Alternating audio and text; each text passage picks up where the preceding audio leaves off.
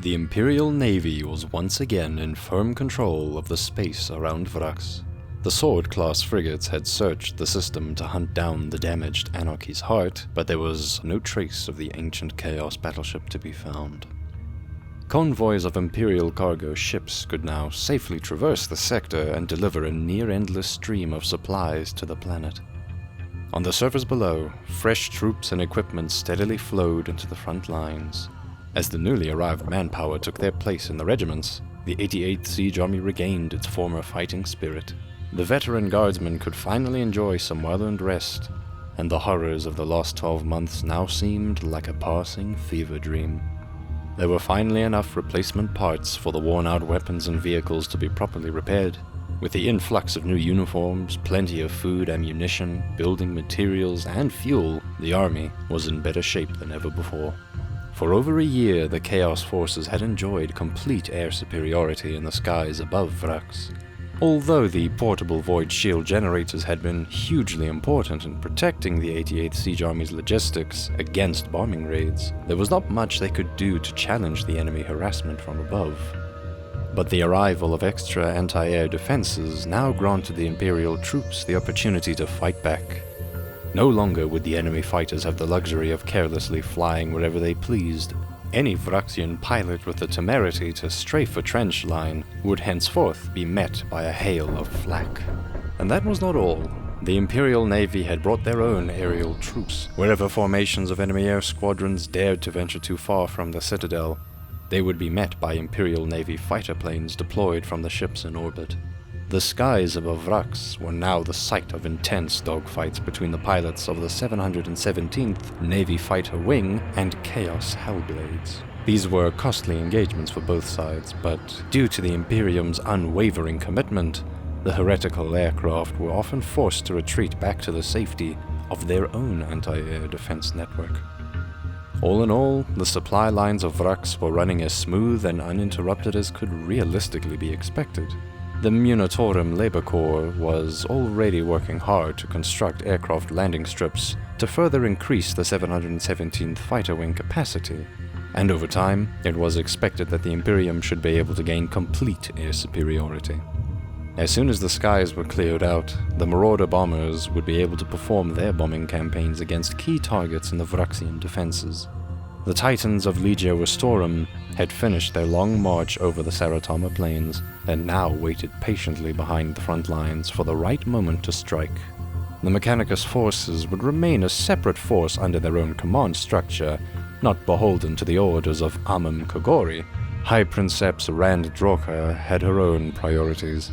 She was solely focused on destroying the traitors of Legio Volcanum, but she was willing to work with the Imperial commander and support his campaign plans. After all, the cooperation was of mutual benefit. Having access to the supportive firepower of the disciplined Death Corps artillery gunners in order to suppress the enemy Titan's void shields was an advantage that she did not overlook. For now, the Death Corps engineers would be distributed and attached to the Line Corps in a supporting role. Although Kogori had requested their assistance on Vraks in an offensive capacity, it would take some preparations before they were ready to be deployed in combat. They had come to Vraks with specialized digging equipment, which would allow them to wage an underground war in order to undermine the enemy's front lines and potentially even break into the vast network of Vraksian storage facilities. The digging of trenches in the loose Vraksian soil had been relatively straightforward, but deep underground excavations would be of a more complex nature. With the vast amount of rainstorms on Vraks, flooding and the consequential collapse of tunnels was a significant risk. In order to reach a substratum sturdy enough, the Death Corps engineers would have to dig deep, which would bring a plethora of different challenges. The infrastructure to bring large amounts of men, equipment, oxygen, electricity, and fuel deep underground would have to be built. And so, before this task could begin, they would first have to research the best locations and methods to perform these operations. In order to avoid detection, the mine entrances would have to be positioned far behind the front line, and so it would take time before the tunnels could reach the enemy lines. And so, the engineers diligently and patiently began digging. In the meantime, Kogori would endeavor to reclaim lost ground. The start of his campaign plan relied upon, once again, completely encircling the Vraksian inner defensive line. In order to achieve this, he took note from the plans of his predecessor, Lord Commander Julka. In traditional fashion, Kogori simply ordered the start of another massive bombardment campaign against the enemy defenses. All along the front, the Imperial cannons opened fire, raining down a storm of shells upon the Vraksian trenches. The bombardment would not nearly reach the same heights as during Julka's big push, but the blunt approach should not be underestimated. The bombardment had plenty of effect in its own right, and the Vraksians were not at all too pleased to be on the receiving end of a massive bombardment once again, and so, in an attempt to hinder their foe, the Vraksian artillery gunners responded in kind. But against the combined guns of the 88th Siege Army, the counter-battery fire would have limited effect. The Vraksian defenders in the front lines would have to endure an endless barrage for several days. Kogori was well aware of the Death Corps' reputation for sacrifice. After a year of passivity, the soldiers would be eager to charge, and would not appreciate being held back. The new commander was determined to make a good first impression on the soldiers from Krieg. Once the artillery had done its job, he would order every single infantry regiment to advance over no man's land. So far, it would not appear as if the Marshal possessed any more military finesse than his predecessor. But we should not forget that Amem Kogori was an experienced commander with many successful campaigns under his belt. His additional orders would prove to make all the difference. He had requested Legio Astorum to support the 12th Line Corps assault in Sector 54-46. This show of force would surely draw in a vast amount of enemy armored support units to halt them. Once the Vraksians had committed their tanks to the battle, Kogori would send in his Imperial Navy fighters to wreak havoc on their formations and hopefully pin them down. Supported by tanks, the Titans would then attempt to advance even further into enemy territory and threaten to breach through the enemy lines. But this was actually not to be Kogori's main objective. He suspected that the forward Titan would draw the attention of Legio Vulcanum. The enemy god machines would inevitably march out to meet Legio Astorum in battle and fight for supremacy over the Van Miersland wastes. As tempting as relying on the potential breakthrough may be, Kogori wasn't foolish enough to commit the bulk of his forces right in the maelstrom of a Titan battleground. Instead, he figured that as long as the enemy Titans were kept busy near Sector 54-46, the 30th and 1st Line Corps would be granted the opportunity to advance in the east.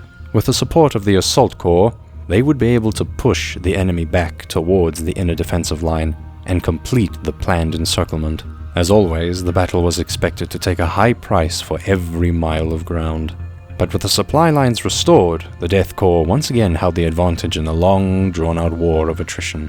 This would be the first time that complex combined arms offensives were about to be performed on Vraks. Infantry, tanks, artillery, aircraft, and Titans would have to work closely together to see this plan succeed. In Sector 54-46, Captain Trian of the 143rd Regiment was ready to charge out of the trenches. He had noticed the mighty god machines of Legio Astorum muster behind his lines, and so he realized this part of the front had been chosen for a special engagement. As the final shells of the bombardment flew overhead and landed in the Vraksian trenches, the order to attack was given. All along the front lines, the Death Corps infantry climbed out of their trenches and marched towards their enemy. The 88th was finally on the offensive again, and the feeling of excitement was in the air. But the glorious moment of the charge wouldn't be enjoyed for long. Soon, the Vraksian guns opened fire into their ranks, and the siege was back to its usual grinding combat. Waves upon waves of infantry were mowed down or got stuck in no man's land. Here and there, groups of soldiers managed to get into the enemy trenches, only to be repelled by counterattacks. For the first few hours, it seemed that the battle was fought in the same old way, with the same old results. But with the assistance of the Titans, on the 12th Line Corps' front, the attack was proceeding well. The god machine's overwhelming firepower crushed bunkers and gun emplacements left and right, smashing a path for Captain Trian and his men to advance. The Vraksians' artillery fire clashed harmlessly into the Titan's void shield generators, and the defenders realized they would need more firepower. As Kogori had expected, the Vraksian heavy tanks were called in for support. From the high ground, the Death Corps commanders observed the terrain through their magnoculars and soon spotted columns of dust on the horizon, thrown up by the tracks of the armored reinforcements. They relayed the coordinates to command of the 717th Navy Fighter Wing, who launched numerous thunderbolts to the skies in order to harass the advancing enemy tanks. As the squadrons moved in for the kill, the anti-air defenses took a heavy toll on them, but the important mission continued regardless. They dropped their bombs strategically, making sure to disable the vehicles in the front and rear of the columns in order to immobilize the formation. Once the formation was brought to a halt, it would be like shooting fish in a barrel. Unfortunately, the enemy air force responded quickly and Hellblades arrived onto the scene much sooner than expected. As the air filled with streams of bullets, many pilots were forced into dogfights in a bid for survival. As the battle continued, the Thunderbolts were taking too many losses and were eventually ordered to turn back. But a lot of the damage had already been done. The enemy armored reinforcement had been stopped dead in their tracks. Before they would be on the move again, roads would have to be cleared. The heretical tank regiments would require time to reorganize, and many vehicles were in need of repairs. The costly mission had been a success. Although many of the reinforcements would eventually continue on their way towards the front, the delays and damage would give the Titans valuable time to continue their advance uncontested. High in the skies, the pilots had been granted a good vision of the Vraksian inner defensive line, and upon returning, they were debriefed for intel. But to the dismay of High Command, the situation was worse than had been anticipated. During the relative inactivity of the previous year, the defenders had found time to continue fortifying the entire area between the inner defensive line and the citadel, and had turned it into a giant kill zone. As if the 7-kilometer deep defensive lines hadn't been enough, now the entire rear area had been integrated into the defenses. The terrain was now completely scattered with trenches, bunkers, and minefields. Even if a breakthrough of the inner defensive line occurred, the Vraksians could continue their resistance as effectively as before. On a strategic level, the distinction between the defensive line and the rear areas had become essentially meaningless. Whereas before most of the 88th Siege Army success had relied upon cracking the defensive lines and rolling up the rear, this would no longer work. The infantry would have to fight for every inch of ground. But as formidable as the defenses may be, they were still no match for Titans. In the face of the Imperial God Machines continuing their rampage in the front lines, Vraksian High Command desperately pleaded with Legio Volcanum to move in to intercept. As always, communication between Chaos forces had been severely lacking, and the request proved to be unnecessary. As soon they had become aware that Legio Astorum had amassed near Sector 54-46, the traitor Titans had already marched against the loyalists of their own accord. As soon as they arrived, the Titans clashed and the intensity of the fight increased tenfold. Long-distance lasers flashed over the battlefield. Void shields sparked and flared under the high-energy impacts of the massive weapons. Undeterred by their opponent's display of force, both sides continued marching forward. Soon, the legions were fully engaged, with neither side holding anything back. Volcano cannons scorched the earth as it passed over the heads of the ground troops. Volleys of rockets were fired and impacted with devastating results. Any infantry and tanks caught in the crossfire were doomed to perish. Legio Volcanum was slightly outnumbered against the 22 Imperial Titans, which put them at a disadvantage, but the devious traitors had fought side by side with War Master Horus during the heresy, and their renowned legion was not to be underestimated. A Reaver Titan by the name of Invigila Alpha moved forward, firing its Gatling guns, its blazingly hot barrels sending hundreds of rounds against the traitors every few seconds. But during its daring advance, it had carelessly moved out of position. Legio Volcanum would not let this opportunity go to waste, and turned their combined firepower upon the Reaver. Soon its void shields were overloaded by concentrated bursts of several Vulcan megabolters. Before the tech priests and servitors could get them back online, a direct hit by a volcano cannon against its command bridge proved fatal. The superheated blast melted straight through its armor and eliminated its crew. The Titan seized, standing motionless and disabled. Here the husk would remain standing for the remainder of the war, slowly rusting away on the Van Mierslen wastes, as a testimony that Legio Volcanum had scored first blood. The Titan battle would continue for several days, the apocalyptic intensity of the clash halting the ground troops from achieving further progress on this part of the front. Meanwhile, with the enemy Titans occupied in the west, the 30th and 1st Line Corps wasted no time with their advance in the east. Tanks had gathered en masse and were ready to roll forward in support of the infantry. The fast-moving vehicles would play a crucial role in securing their northern flank and enveloping the enemy forces. Together, the troops of the 30th Line Corps and Assault Corps would swing around the flank of the 1st Line Corps in their attempt to close the gap around the inner defensive line. Their attack first ran into the entrenched Chaos Militia holding up in the remnants of the 2nd defensive line. These ragtag bands of troops had apparently not spent any time repairing or improving the defenses they were occupying. The bunkers and trenches had been designed to face outwards, and it did not take the Death Corps soldiers long to force them to abandon these positions. The first part of the assault proceeded better than expected. Large groups of renegade militia now moved over the plains in order to escape the Death Corps' advance. The Vraksian defenders, still holding the long-neglected eastern defensive line, could see the writing on the wall. If nothing was done, they would soon find themselves isolated from the rest of their army again. They had held their secluded position for the entirety of the war, patiently waiting for either new orders or the 88th Siege Army to attack their lines, but over the many years neither had come. With the likelihood of being cut off a second time and missing out on the war, they decided to act on their own accord. And so, after more than a decade of inactivity, the Vraksians finally abandoned the eastern defensive and joined the retreating Chaos Militia troops back towards the inner defensive line, where they could continue the fight. Meanwhile, the 1st Line Corps had a more difficult time. Their part of the plan was being held up by organized Chaos Space Marine warbands. These superhuman warriors would not be pushed back so easily. Despite the 1st Line Corps' best efforts, the traitor Astartes would not budge, and their advance was ground to a halt. The slaughter of the 19th Regiment at the hand of the Nurgle worshippers and the notorious TP3 gas had not been forgotten. The Death Corps' commandos figured that some corrosive toxins of their own would be the perfect retaliation, and the deployment of poison gas may force the Astartes out of their comfortable positions. Seeing his overall campaign plans thwarted by the Chaos Warbands, Marshal Kogori gave permission to perform a large-scale gas attack on the eastern front. Soon, large streams of poison steadily crawled towards the enemy, once again enveloping the eastern front into a thick, green deadly cloud. Although this new gas would not match the corrosive aspects of the TP3, the Death Corps made sure to overcompensate and completely soak the area. The density of the gas was so thick that indeed many of the Chaos Warbands figured it was to their best interest to abandon the region. But the gas attack had played right into the Nurgle worshippers' hands. Although the other warbands had been forced to retreat, the Lords of Decay saw little reason to leave. In fact, this had been exactly what they had been waiting for. With the blessing of Father Nurgle, their undead, rotting bodies could withstand these conditions just fine. Steadily, the area was turning into a sludgy, toxic swamp, permanently soaked in a green mist.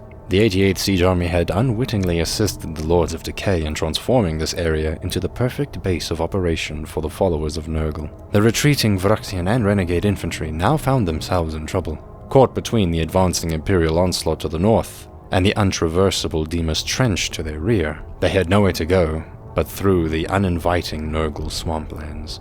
Those lucky enough to be equipped with respirator devices strapped on their gas masks had continued their retreat into the thick green mists. The unfortunate bastards who did not have these would have to make do with more improvised solutions, like holding chemically soaked cloths in front of their faces. But eventually, they too would take their chances and began marching into the swamps. Despite their flanks being protected by those unbudgeable Lords of Decay, it would remain to be seen how many of the infantry would safely make it back to the inner defensive line. For now, the assault halted, and the troops prepared for the next stage of the assault. Once the worst of the gas had dissipated, the attack would continue. If anyone had managed to withstand the thick green clouds, they would soon face the combined force of the 1st and 30th Line Corps. Until that time, a gap on the eastern front would remain, preventing the inner defensive line from being completely surrounded. Back on the Van Miersland wastes, the Titan battle was finally reaching its end. After 5 days of back and forth, both sides were running out of ammunition. Their crews were exhausted and in dire need of rest. Legia Volcanum was the first to withdraw from battle, leaving the Imperial troops to claim a Pyrrhic victory. The battle had been costly. 7 Warhounds and 4 Reaver Titans had been destroyed by the traitors. These would eventually have to be replaced and sent in from their Forge World Lucius to bring the battle group back to its original strength. Princeps Randadroka's leading Reaver Titan by the name of Praetorian was still standing. A tally of victims had been added to her honor banner. All in all, it was estimated that a dozen or so Chaos Titans had been destroyed in total, but the battle was not over. Yet more Chaos Titans would have to be hunted down and destroyed before Legio Astorum's task on Vraks was complete. Supported by tanks and infantry, the remaining Titans prepared to continue pushing forward towards the citadel. The Vraksians expected to halt this advance were in a hopeless situation. During the earlier battle, one of the Imperial Warhounds had been brought down by the combined efforts of several artillery batteries, but this was their only success. Overall, there was not much the defenders could do to harm these god machines, especially now that the Chaos Titans had abandoned the field of battle. Legio Astorum once more aimed their weapons directly against the hunkered-down Vraksian defenders. Upon witnessing the incredible damage wrought upon their fortifications, many Vraksians suffered Titan shock and lost their will to fight. Those who found themselves in a Titan's path of destruction were struck with panic and fled their bunkers and trenches. Together with the Titans, the 12th Line Corps managed to push far into the enemy's defenses, all the way towards the Curtain Wall. Although not nearly as large and well fortified as the defensive lines, the Curtain Wall was a formidable structure in its own right that surrounded the citadel on all sides. Its well-protected reinforced gates would prove difficult to breach, even for the Titans. This would be a fight for another day. And so, Princeps Randroka ordered the battle group to halt, just outside range of the Curtain Wall's main guns. A large stride had been made towards victory, and the Kogori offensive would be considered a success. But the new commander was well aware that the Titans' unwavering commitment and battle prowess had won him this battle, and it would not be wise to push forward without their support. Before the campaign could continue in earnest, they would need to replenish their munitions and rest. Having done more than could be expected of them, Legio Astorum retreated back to the rear of the line where their Titans would be stationed inside large protected silos to undergo repair and maintenance by the Mechanicus ordnancers. While the army was recovering from the Kogori offensive, the engineers continued digging their tunnels towards their front lines. Their activity had still gone unnoticed by the Vraksian defenders, and an underground network had reached all the way under the inner defensive line. With any luck, they would breach the first Vraksian storage depots. Then the underground war could truly begin. Soon, it would be time for the engineers to prove that Marshal Kogori had been right in bringing their expertise to Vraks. Despite some setbacks, the Kogori offensive had progressed very well. On all fronts, the enemy had been pushed back considerably. The inner defensive line had finally been breached. It must be noted that this important breakthrough had been at least 4 years behind schedule, but High Command considered it to be better late than never. The newly arrived Marshal had undoubtedly proved his strategic superiority over the enemy. The Death Corps troops were confident that under his command, the 88th Siege Army was finally in capable hands. But the Vraksians had never been pushovers. As had been the case so many times before, the defenders had exacted a heavy toll on the attackers. Even under Marshal Kogori's leadership, they had suffered a rate of casualties similar to the bloody offensives that had come before. The big difference, of course, had been the impressive military success this not-so-inconsiderable sacrifice had managed to achieve. And as far as the Death Corps were concerned, this was perfectly acceptable. They were born to fight and die for the Emperor. Any one of them would gladly continue giving their lives. And if this sacrifice was likely to contribute to a victory, then this was for the better. But before a further push against the Vraksian front lines could be organized, the siege regiments would have to rest and regain their strength. This relative lull in the fighting allowed Kogori to focus on another frontier. The war underground was about to be unleashed. This new dimension of the war on Vraks was expected to speed up the final victory. While digging their tunnels, the Krieg engineers had thus far not encountered any resistance from the Vraksians, and so it appeared that the enemy was as of yet unaware that their front lines had been completely undermined. If this was indeed the case, they could break into the enemy's bunkers and armories from below and catch the defenders by surprise. This advantage would allow the engineers to deal a devastating first strike. Such an opportunity would not be allowed to go to waste. And so, it was decided that as long as the enemy remained unaware about these plans, a great amount of logistical effort could be expended to prepare for an overwhelming underground surprise attack. This would not be without some difficulty, however. Although the soft pumice rock surface of Vraks was well suited to digging trenches, the underground excavation was of a more complex nature. This deep under the surface, they would have to be cautious not to mine into underground rivers that flowed out into large canyons. Doing so could have dire consequences for the tunnel network and the miners underground. Right now, most tunnels were only wide enough for 2 engineers to work alongside each other. If they planned to move large amounts of troops and equipment, then they would have to enlarge these tunnels, but this would make them unstable. In order to prevent collapse, they would need to put considerable support structures into place. But that's not all. There was the buildup of groundwater that always needed to be pumped out. There is the lack of oxygen, the heat, the cold, and the prevalence of toxic fumes that needed to be dealt with too. Even after going through all the effort, there were also the many inactive and solidified volcanic cores. These ultra-hard, large granite slabs would often prove unmanageable for the digging equipment. Sometimes the unfortunate engineers unexpectedly stumbled into such a solid rock wall. If they could not find a way to navigate around these, that inevitably meant the premature and unfortunate end to their now practically useless tunnel. Considering all these challenges, one might ask, who in his right mind had initially chosen Vraks as a suitable planet for a large underground military supply depot? But the answer to this question does in fact make sense. The volcanic activity on Vraks had long died out as its tectonic plates were extremely stable. This meant that once someone had gone through all the effort of digging and securing their tunnel network, it was essentially guaranteed to endure forever. In fact, the entire citadel was built on top of an inactive volcano. Definitely not something one would risk without the absolute assurance that it wouldn't erupt again later. There had not been a single earthquake since the Imperium first settled on Vraks. They had never registered anything on the scale of Richter up until the preliminary artillery bombardment preceding Lord Zhilka's big push. The Imperium's main guns are not called Earth Shakers for no reason after all. The first big objective of the Krieg engineers was to break into the many Vraksian underground armories. Although some of their locations were present on the outdated maps the Imperium possessed, finding them underground was a different matter. Unaware of the locations of hidden entrances to the surface, the army could be right on top of one without even realizing it. This was in fact exactly the case.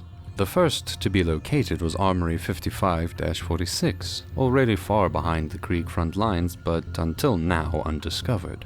It would be Lieutenant Zoltz who first encountered it. The engineer officer led a small scouting squad of hand-picked men. Armed with pickaxes and shotguns, they broke into the Vraksian tunnel network. There was a risk of being discovered, but the information from an investigation could prove valuable. Just in case he hid a demolition charge in the tunnel that could be used to trap defenders and also cover their escape. Scouting around, his team was able to indeed confirm that this was the location of a large-scale armory that was still actively being used. The armory itself was a huge ferrocrete construction, a warren of cavernous warehouses and storerooms, along with barrack facilities for its guards. It was filled to the brim with heavy weapons and munitions. Such a significant stockpile would make a considerable bounty if captured. However, before they could return, their party was discovered by underground logistics personnel. When the Vraksians realized the incursion consisted of only a handful of soldiers, they charged in to kill them. But they had not realized that Lieutenant Zoltz had split up his squad, and so he was able to flank them in a fork in the tunnel. These untrained Vraksians had been easily dealt with, but the sound of the firefight had drawn the attention of more defenders. Before long, militia guards rushed into the tunnel to figure out what had happened.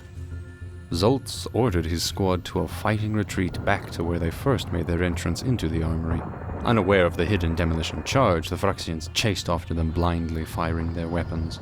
Despite the wild shots, they managed to kill several retreating engineers.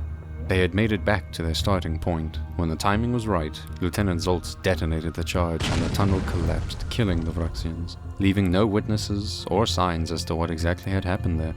It had been a narrow escape, and the squads swiftly made it to the surface to inform High Command that Armory 55-46 had been successfully located. Surely the Vraksians would be suspicious at the sudden collapse of one of their tunnels. Perhaps they would think it had been just an unlucky munitions accident. Nonetheless, the element of surprise of the operation hung in the balance. But the armory was already heavily undermined, and the engineers of the 12th and 46th Line Corps were in position to strike. With all haste, they now dug forward in order to break through into the armory from many places at once. 5 full companies would be dedicated to the task of breaking in and securing the breach. A mass of engineers began marching into the tunnel network. Behind them, more companies of heavily armored grenadiers were ready to exploit the foothold and assist the engineers in their mission. All troops going down below brought enough supplies for a long, isolated engagement. But unbeknownst to Marshal Kogori, the defenders had not remained in the dark about these plans after all. Their experienced Vraxian miners had been long aware of the mining activities. In fact, they were surprised it had taken the 88th Siege Army this long to bring the war underground to begin with. They had already secretly countermined the attackers in order to keep a close eye on them. Their gathered intelligence had made it clear that a large assault would come soon. The incursion into Armory 55-46 had confirmed their suspicions. Although they did not know exactly where the Death Corps would strike first, they had made careful preparations to launch counterattacks. The enemy's most valuable stockpiles had already been evacuated from the armories. The 88th Siege Army was walking straight into a trap. Using explosive charges to blow into the walls, the Death Corps engineers breached the armory, and in large numbers streamed into the underground galleries. They were met with the expected resistance, but easily pushed the militia forces back. It seemed as if the capture of the armory was going just as planned. This was until they were ambushed by a warband of the Berserkers of Scalatrax. Within the narrow confines of the tunnels, the Berserkers clearly had the upper hand, and they slaughtered the initial waves with relative ease. With the tunnels behind them completely packed with troops, the engineers caught in the close-quarters combat had nowhere to go. They were stuck inside of the armory, and a quick retreat was impossible. Roaring chainswords hacked into their ranks, and a river of blood washed over the floors. With the element of surprise completely lost, the stage had been set for a savage battle beneath Vraks. Deep below ground, where no tanks or artillery could aid either side, the Chaos Space Marines had a field day massacring the surprised and outclassed engineers. Quickly informed of the bad news, above ground Kogori ordered the 150th and the 471st Siege Regiments to immediately launch support attacks in neighboring sectors. Although just diversions, this desperate attempt would hopefully force the enemy to draw troops away from the armory. Meanwhile, the troops below did their best to deal with the Berserkers. Once recovered from the initial shock of the ambush, they managed to reorganize their ranks. With overwhelming numbers and heavy weapons, they eventually pushed the traitor Astartes back. Although the engineers had met with a disastrous start of their assault, they would not turn back now. With renewed vigor, they continued their advance deeper into the armory, but the Berserkers had done their job well. Vraxian infantry had plenty of time to take up defensive positions in every possible corridor and tunnel. From behind their barricades, they would meet the Imperial troops with heavy weapons fire at every turn. The battle for Armory 55-46 would now begin in earnest. Every inch of the tunnels was a killing ground. Every corner was contested, and the armory soon filled up with a literal pile of corpses. Wherever the Vraxians set up their machine gun emplacement, the attackers hailed them with grenades in an attempt to dislodge them, but other gunners would be ready to take their fallen comrades' place. Wherever the Death Corps charged into an area, they were met by the defenders' flamers, the burning hot Prometheum making it all but impossible to advance any further. And wherever they were about to break through regardless, Berserkers would countercharge and push the engineers back. Concerned with the lack of progress, the engineers set melter charges to blast holes in the interior walls. If the enemy had every path firmly under control, the Death Corps would simply create their own corridors by blasting into rooms from unexpected directions. By now, the galleries of the armory were little but ruins. In places, lights had gone out, and several parts had completely collapsed from the violence of explosions. 3 days of fighting for every inch of ground. The Grenadier troops had not fared much better, and the Death Corps' advance was grinding to a halt. All the companies had been ground down to half their original strength. Despite their best attempts, the deadlock could not be broken. By now, the Vraxian miners had commenced their own countermining operations and began blowing up and collapsing the approach tunnels to the armory. Waves of Krieg reinforcements sent down below were buried beneath tons of earth as their tunnels caved in. Eventually, the flow of men and supplies to the battle was reduced to just a single entry. The remaining troops found themselves slowly pushed back. If the last tunnel should be destroyed also, All the troops below would be cut off and face certain annihilation. They could not afford to have their last lifeline severed, and so the attack was called off while there was still a way out. In the narrow dark tunnels, the Vraxians would not be able to effectively pursue, and so the troops were able to retreat in good order. But the engineers would not admit defeat so easily. They had their plan for retaliation ready. While abandoning the armory, they made sure to securely seal every possible entry, exit, and ventilation shaft. With all troops back on the surface, they repurposed oxygen pipes that led into the tunnels down below. Instead of blowing fresh air, now these pipes would be used to pump large amounts of corrosive gases into the armory. This was the very same poison that had been deployed so generously on the Eastern Front before. In large enough concentrations, it had even proven itself potent enough to drive Astartes to abandon their positions. In the narrow confines of the sealed tunnels, the gas could be pumped under pressure and the effects would be so much more devastating. Soon, the armory was overflowing with a cloud of green toxins. Although no TP3, it was unlikely that any respirator could protect against such a density of corrosive gases. Panicked defenders fell back, but in the crowded narrow tunnels, many found themselves unable to outrun the gas in time. The gas swiftly enveloped deep throughout the tunnel network. Those caught in the thickest of the cloud immediately fell to the ground, coughing up blood. Like rats on a sinking ship, the troops trampled each other on their way towards an exit. In the face of this green tidal wave, it was every man for himself. Fleeing in full panic, Vraxian troops smashed safety doors and hatches shut behind themselves, imprisoning those who had fallen behind. Those now trapped inside the armory were doomed to certain agonizing deaths. In desperation, many troops barricaded themselves inside bunkers and storage rooms, but even thick steel doors offered no safety from the attack. The fumes would simply blow through every crack and slit imaginable. Throughout Armory 55-46, humans and Astartes alike perished in the cloud of death. It is unknown how far and wide the gas attack had managed to spread, but the carnage underground must have caused significant damage to the underground network, even beyond the armory. Those who made it above ground through exits behind the Krieg lines were slaughtered without mercy. The engineers had their revenge.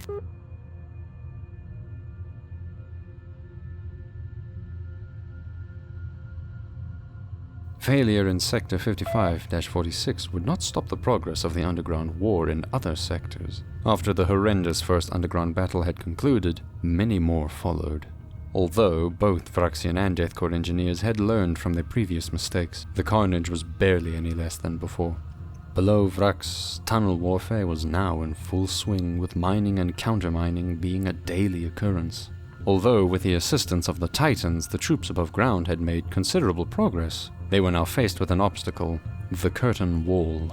Unlike the defensive lines that consisted of many individual bunkers, trenches, and fortresses, the curtain wall was a continuous defensive structure. Although the enemy's firepower was something that could be dealt with, the troops, tanks, and Titans could not just fight and march their way through. The wall would have to be destroyed first. And so the engineers still had an important objective cut out for them, the undermining and breaching of the curtain wall. In Sector 5744, the 383rd Engineer Company was the first to report they were in position. They were authorized to ferry a humongous amount of explosives underground in preparation of the mine. It would have to have enough firepower to break through the wall's deep foundations and blow a breach wide enough for an assault force to pass through. They would only have one shot at this, and so almost the entire 34th Line Corps' explosive stockpile were committed to the breach. But if the 88th Siege Army wasn't any luck, the mine's location would remain hidden and the attack could come as a surprise. Across Vraks, other underground operations were stepped up in order to draw enemy attention away whilst the mine was readied. Meanwhile, on the surface, the 308th Siege Regiment prepared for the attack. It would fall to them to lead the way and potentially force a route all the way to the Citadel. 714 and 826 Millennia 41 was set as 0 hour for detonation. The 34th Line Corps' High Command gathered in a distant bunker to observe the mine and subsequent attack from a distance. Everything was set to go. 10, 9, 8, 7, 6, 5, 4, 3, 2, 1. Ignite. For a few seconds, there was silence. Had the mine even ignited successfully? But a deep rumble, growing increasingly louder, laid all doubts to rest. A tornado howled down the underground tunnels, and the ground began to shake. What followed was a huge explosion of dirt and rocks that lifted a huge section of the curtain wall up into the ground and shattered it completely. With a booming crash, a shockwave rolled out across no man's land. A pillar of smoke rose to the skies, and the debris rained down in a wide area. As the smoke cleared, the observers could see that the curtain wall had indeed been breached. A large section of it had been obliterated into shards of masonry. At the site of the explosion, nothing remained except a huge yawning crater. The mine had been a great success. Now it was up to the 308th Regiment to exploit it. Time was of the essence, as soon the Vraxians would recover and launch a counterattack. To speed up the assault, the first waves of infantry had been loaded into Gorgon transports. Their move forward was supported by the tanks of the assault corps. The artillery provided a rolling barrage to cover the troops moving towards the breach, and behind them would follow an endless tidal wave of infantry on foot. Overhead, aircraft squadrons were flying in to intercept any Vraxian reinforcements. The vehicles raced across no man's land as fast as their treks could carry them. Before the dust had fully settled, they had almost already reached the breach. But the shaken defenders were able to recover, and soon their counter-artillery fire landed amongst the approaching wave of vehicles. From atop of the curtained wall, their guns opened fire and began pouring into the thick steel armor of the Gorgons. Inside the transports, the Death Corps soldiers fixed bayonets and prepared to disembark. At the crater's rim, the large chunks of rubble prevented the vehicles from moving any closer. The infantry would have to continue on foot from here. The tanks and Gorgons would provide covering fire, their gunners doing their utmost best to suppress the defenders. As soon as the rams lowered, troops scrambled into the raging storm of steel that was waiting for them. The slopes of the crater were steeper than they had at first imagined, and the infantry had trouble moving swiftly through the rubble. This allowed the defenders to respond to the upcoming bayonet charge. The Vraxians managed to bring up a large squad of Ogren laborers to the lip of the crater. Armed with construction tools, they were hiding amongst the rubble. As soon as the Death Corps had almost climbed their way out of the crater, these brutes were released in close-quarters combat. With the advantage of the surprise attack and their unstoppable bulk rushing down the slope, these Ogrens effortlessly bludgeoned their way through the first wave. The melee was a bloodbath. Each Ogre easily took down 10 or more Kriegsmen before it fell. Amidst the fighting, artillery shells continued to rain down on the attackers and defenders alike. Soon the bottom of the crater was filled with the dead and dying from both sides. The second wave of troops arrived. Heavily armored grenadier units arrived at the crater and began firing their weapons into the defenders. But so did the Vraxians on the other side of the breach. Although hard to navigate, the rubble provided excellent cover and firing positions. With the infantry and tanks unable to move through, both sides hunkered down and the fight turned into a stalemate. The element of surprise had been lost. When it became clear that the breach would not be taken this day, the troops who had thus far survived the massacre were ordered to fall back. They would soon be back with more support, however. A large section of the 308th Artillery Regiments were moved to the south side of the Darrow Rift. From here, their guns would have substantially better firing angles against the curtain wall. For 2 weeks straight, they conducted a bombardment to soften up the defenses, block reinforcements, and destroy important key sections of the wall. Their continuous cannon fire was a heavy drain on their munition supplies, and the shells would eventually run out. And so a new attempt to breach the walls would be made. The main breach would remain the primary objective, but this time the assault was accompanied by 2 support attacks. Thanks to the bombardment, some sections of the wall had significantly weakened. The most optimal locations for attack were identified, and over here the walls were given their final nudge towards caving in by demolition teams. Although of smaller size, to the north and south of the main assault, 2 extra breaches had been created which would put significantly more pressure on the defenders. But the Vraxians had not sat idly by. The potential weak points in their defenses caused by the bombardment had been fairly obvious. Despite the non-stop cannonade, they had managed to bring extra heavy weapons to the critical areas. When the attack came, the defenders were ready. Although the initial attack had been successful, so was their counterattack. The fighting went back and forth, and control of the breach changed hands several times. In the end, however, the tenacious defenders managed to successfully defend their battered curtain wall. Over the course of a year, countless more massive assaults were attempted against this section of the front. After all, it was clearly the most vulnerable part of the Vraxian defenses, but more waves of infantry and tanks failed time and time again to hold the breach. Even the Titans joined the battle, and the god machines of Legio Astorum marched forth against the breach. It was believed that their powerful weapons would certainly force the enemy to retreat, but the defenders would not budge and valiantly resisted. The relatively tight breach proved impossible for them to move through. Over time, Sector 57-44 had become the most blood-soaked ground of the entire siege thus far. The 34th Line Corps was bleeding itself dry quickly, but the 88th Siege Army was not known for backing down in the face of overwhelming casualties, and the assaults continued regardless. They would not back down until the breach was taken. Eventually, the Imperium was finally gaining a foothold. After an absolutely heroic effort, they had successfully pushed in, and it seemed that the enemy was finally retreating. The battle had been an absolute slaughter, but the unrelenting 34th Line Corps came out on top. But they were in for a nasty surprise. Ever since the start of the war, the Vraxians had learned and copied various tactics from the Imperium. This time would be no exception. During the years fighting, they had countermined the main breach with an explosive charge of their own. When they were not able to hold on to the breach any longer, they ordered a retreat for all their forces to a safe distance. This feint drew the Imperial troops in even further. At the opportune moment, the mine was detonated. It blasted an even larger crater than the first one that obliterated all troops in the vicinity.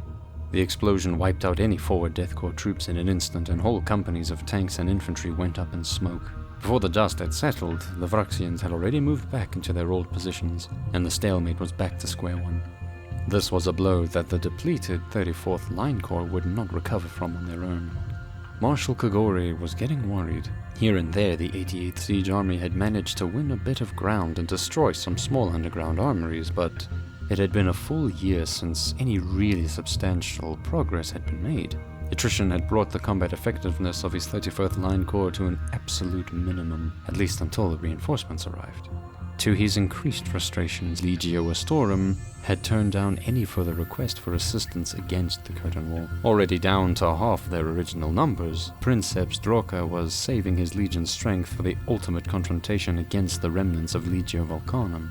In order to win the anticipated clash, he simply could not afford losing any more Titans until a breach had been achieved. It seemed that Marshal Kogori had lost his momentum. The Eastern Front had made no progress against the dug-in Plague Marines either. The promising advances gained during the start of his command had now ground to an absolute halt. If he wished to hold his position as commander, the newly established deadlock would have to be broken swiftly.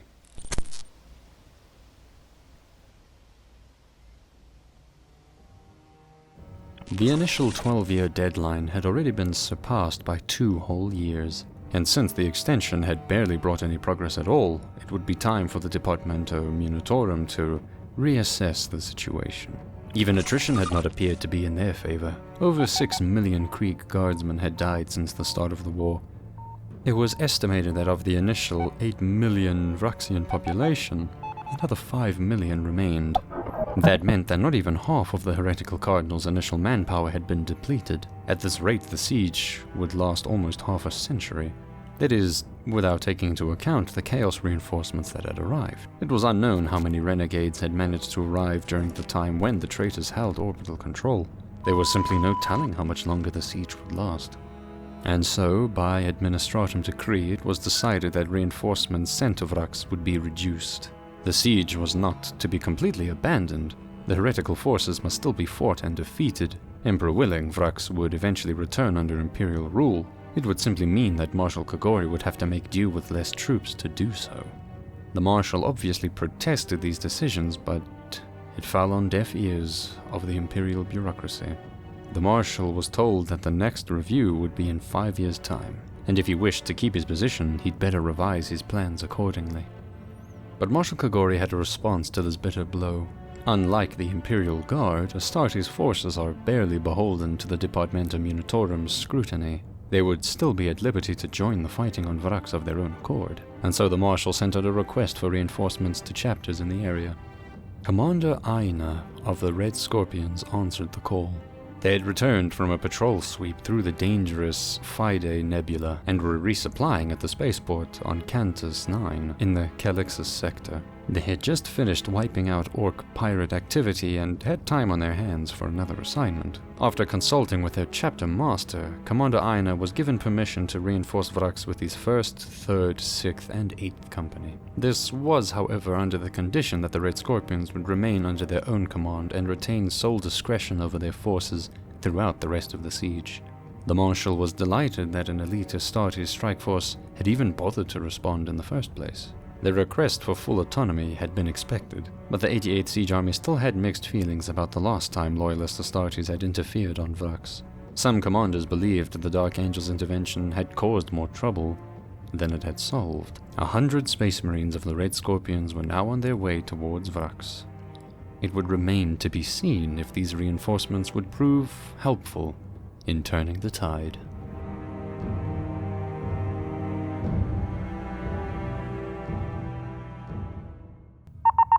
The Astartes of the Red Scorpions were on their way to reinforce the Imperial forces on Vraks. They were not the first Loyalist Astartes to have set foot on Vraks, however. The 88th Siege Army still remembered the Dark Angel's reinforcements many years prior with mixed feelings. Marshal Kogori had reasons to worry because the Red Scorpions chapter's legacy is likewise shrouded in secrecy. The chapter's founding remains unknown, perhaps deliberately so, but at this point the help of Astartes might very well be his only chance to break the deadlock at the front lines. Without their assistance, who knew when the final victory would eventually come? At the very least, the Red Scorpions have a good track record of successfully fighting alongside other Imperial forces over several campaigns, and so the Marshal was willing to take the risk with them. Upon arrival, the Red Scorpions' force was further briefed about the current situation on Vraks. As previously arranged, they would keep complete autonomy over their own troops and operate fully independent from the rest of the 88th Siege Army. Now that they were up to date with the latest intelligence, it would remain to be seen what their first course of action would be. Of course, Marshal Kogori had subtly noted the breach as a primary potential target. The 30th Line Corps tasked with breaking through the curtain wall there had been bleeding dry and could really use the support. He desperately hoped Commander Aina could be nudged into attacking the breach. Fortunately for the Marshal, the Red Scorpions weren't nearly as thick-headed as the Dark Angels, and they took the suggestion into fair consideration. But even if they were happy to oblige, even for Space Marines, this would be no easy task. Although Commander Aina had brought a significant strike force of 100 Astartes to Vraks, simply attacking the breach head-on was a fool's errand that would lead to intolerable losses. Although the Red Scorpions were dedicated to aid the Imperial forces on Vraks best they could, they were not eager to join into a war of attrition. Instead, they opted to go for a precision strike. It would still be risky, but if everything worked out, it would definitely pay off. The plan was to attack in the darkness of night and capture the breach with overwhelming force. The spear tip of the strike would be made up of 1st Company Terminators, led by Commander Aina himself and accompanied by his trusted librarian Yake. If they could teleport directly into the breach, the Terminators would prove themselves a nigh unstoppable force in the close quarters combat. But teleportation in the 41st millennium is not without risks of its own. The act of rapidly traveling through the insanity of the warp and within a split second emerge in another location is rife with potential for accidents. If the teleportation were to be performed carelessly, the Terminators of the 1st Company might suddenly find themselves arriving back in real space with their guts turned inside out, or their brains scrambled. Perhaps their bodies would be partly merged with the concrete defenses. Whatever undesirable outcome may occur, it would likely prove fatal.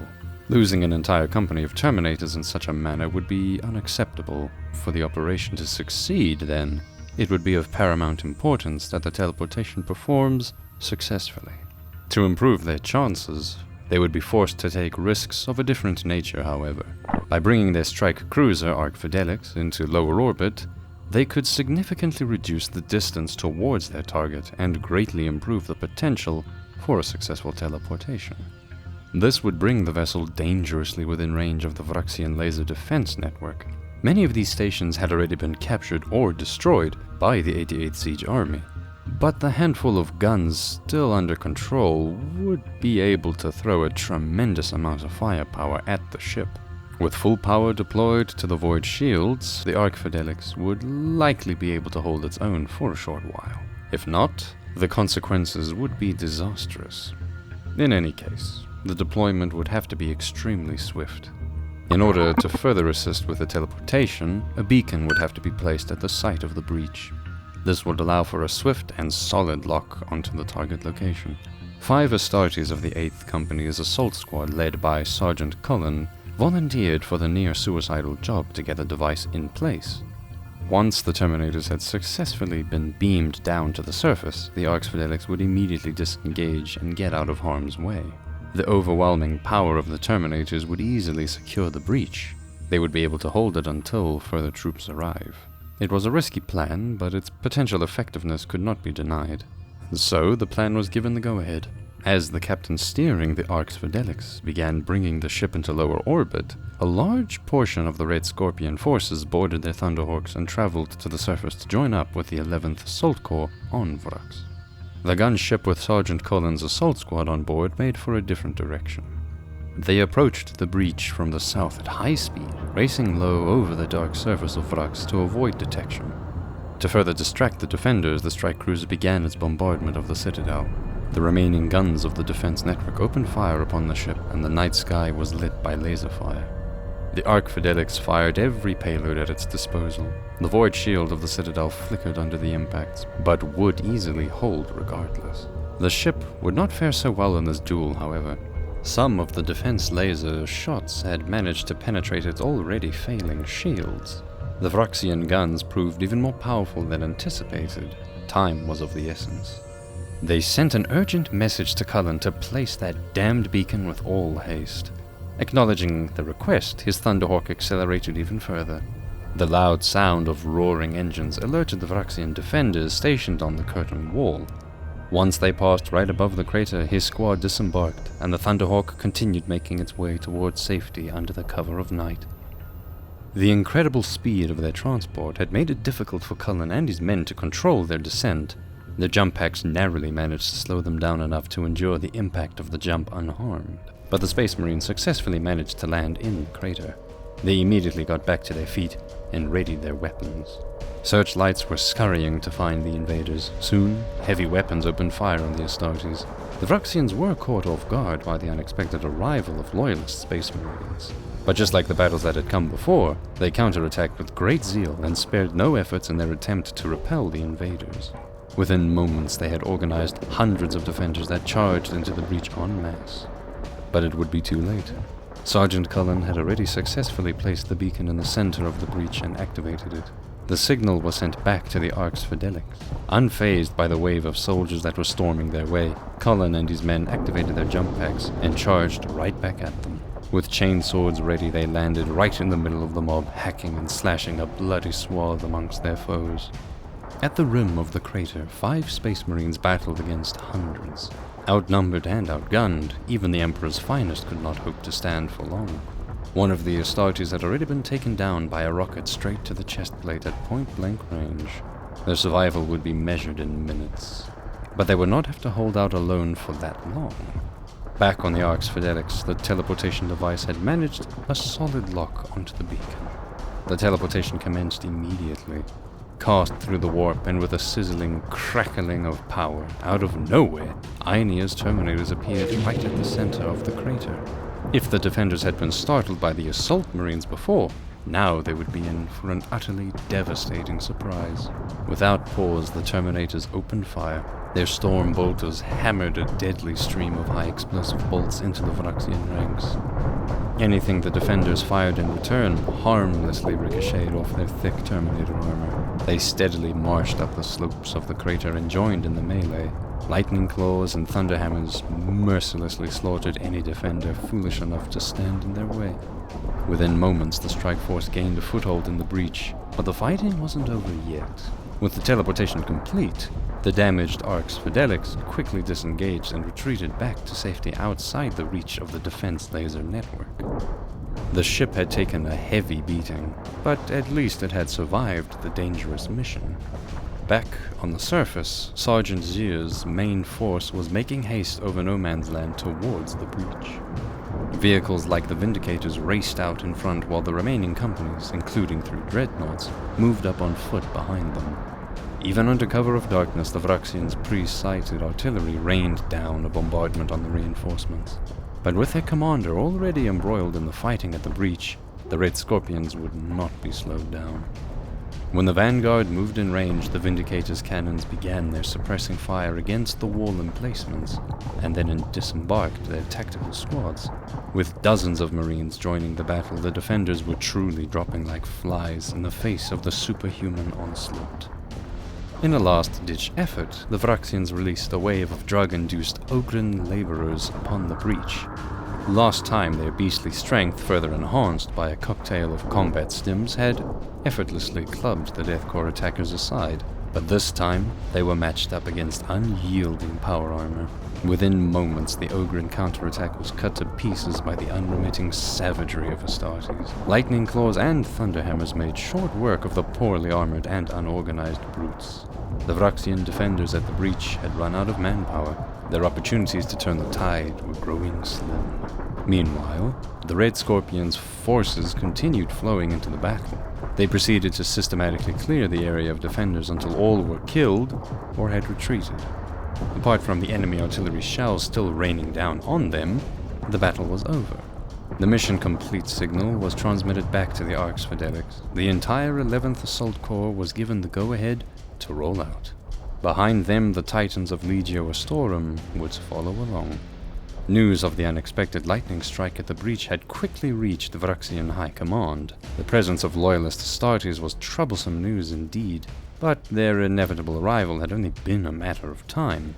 The Vraxians had been prepared to escalate the violence. The rapid response forces of tanks and Chimera-born infantry was already deployed to meet the threat. They made haste to recapture the breach. Directly behind them followed the Titans of Legio Vulcanum. The 2 large opposing forces were on a direct collision course at the breach. The Astartes had managed to take it with minimal losses, but it would remain to be seen if the Imperial forces would be able to hold against the inevitable large-scale counter-offensive that was coming their way. The 11th Assault Corps arrival was preceded by the engineers. They moved obstacles out of the way and prepared a route across the crater for the tanks to pass through the breach. An endless stream of vehicles and infantry on foot was moving over no man's land and pouring through the gap in the curtain wall. In addition to the artillery raining down on them, their logistics was soon interrupted by long-range fire of the enemy Titans. The relatively small breach created a choke point and made for a great target. Every shot hit with a devastating power, blowing holes into the moving troops busy setting up their bulwark. The Vraxian tanks encircled the breach and opened fire too. The Imperial forces were sitting ducks. But Legio Astorum arrived just in time. First to cross the breach was Princeps Droka himself, piloting his Reaver-class Titan Praetorian, followed by 2 Warhounds. Their void shields overlapped the troops below and protected them from the worst of the bombardment. The Astartes and Deathcore infantry looked up as the towering machine stepped directly over them. The Reaver's turbolaser destructors powered up and returned fire. The shockwaves the weapon produced caused a deafening noise, stunning the troops below as it fired over their heads. In the distance, enemy Titans' void shields flared up under the impacts. As the god machines locked into their own duel, the Vraxians charged the Imperial bulwark. The enemy counterattack pressed hard, but more Krieg reinforcements poured through the breach and out into the wider battlefield beyond. Wherever the Vraxians pushed furthest towards the breach, the Astartes countercharged hard and pushed them back. The fighting was fierce on all sides, and Commander Aeneas was wounded in the process. The Terminator armor had saved his life, but he had to be evacuated to safety. The clash of Titans, armored vehicles, Astartes, and countless numbers of infantry was an absolute massacre. The battle for control over the breach continued to claim its bloody toll as the dead piled up. It was by far the most blood-soiled piece of ground on all of Vraks. As soon as the Imperial Guard forces had arrived in such numbers that their foothold was all but secured, the remaining Red Scorpions followed their commander and fell back.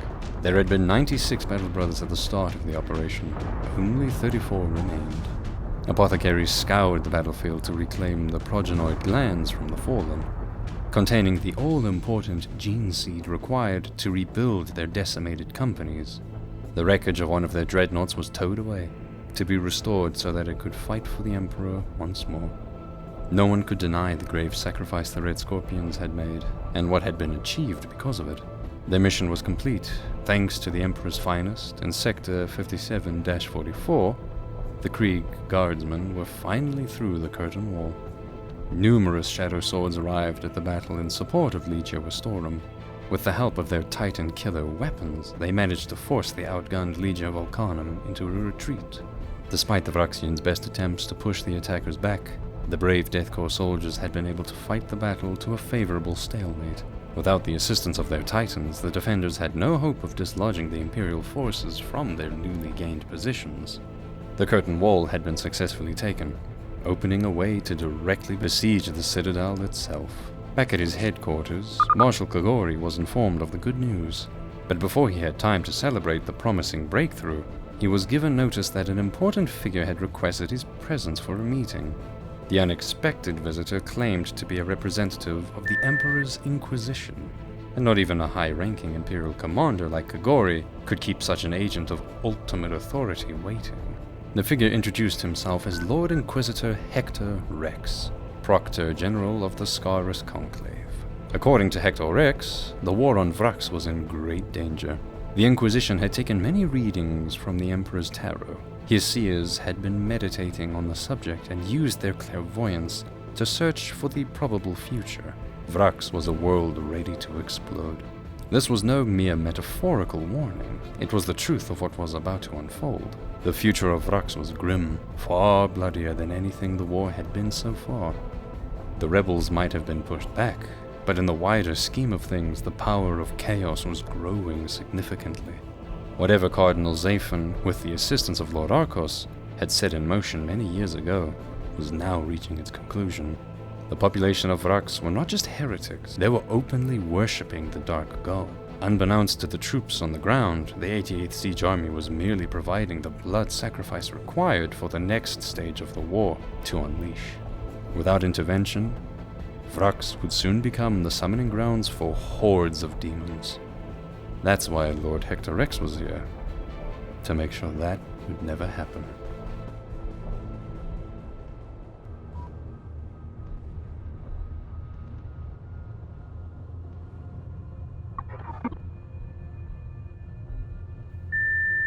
With the heroic assistance of Space Marines from the Red Scorpions chapter, Marshal Kagori had achieved a successful breakthrough of the curtain wall. During the assault on the breach, the Red Scorpions had suffered more casualties than they had bargained for, and so they had departed Vraks in order to restore their chapter to its full strength. But despite their recent victory, the 88th Imperial Siege Army was unwittingly on the cusp of horrific annihilation. The prolonged conflict on Vraks had now truly caught the attention and interests of the Dark Gods, particularly that of Nurgle and Khorne. The never-ending slaughter and misery on both sides was well to debased gods' appetites. With their cursed patronage, the war was ready to devolve to the next stage of debauchery, and so their minions continued nudging the war ever towards the edge of total apocalypse. The daily death toll of both Krieg Guardsmen and Vraxian militia forces was providing a more than adequate blood sacrifice required to open a warp portal. Once the dark rituals to create an entrance from the Immaterium had been completed, it wouldn't be long before the world would be overrun by hordes of demons. The 88th Imperial Siege Army would stand no chance against such demonic incursion. But little did Marshal Kagori nor his command staff suspect that Vraks had become an altar of slaughter. They couldn't have known, for any knowledge of Chaos's true nature was strictly classified information that was heavily suppressed in the wider Imperium. The fact that the world was now on the brink of a large-scale demonic incursion remained unknown to anyone but the most highly ranked Inquisitors. The supposed inquisitorial authority over Vraks was in the hands of Lord Inquisitor Hector Rex. As a highly ranked member of the Ordo Malleus and Proctor General of the Scarus Enclave, It was ultimately his responsibility to monitor and lay waste to all traces of demonic taint in the sector. As a powerful and properly trained psyker privy to the true nature of demons, he was well equipped for the task at hand. Ever since the arrival of Chaos Space Marines on Vraks, he had kept an eye on the situation, judging the right moment to intervene should things get out of hand. Scarus' close proximity to the Eye of Terror and the persisting chaos threat emanating from it meant he was a busy man. At all times he had his work cut out for him. Frankly, the war on Vraks had already spun out of control. Now he would have to work overtime to salvage the situation before it was too late.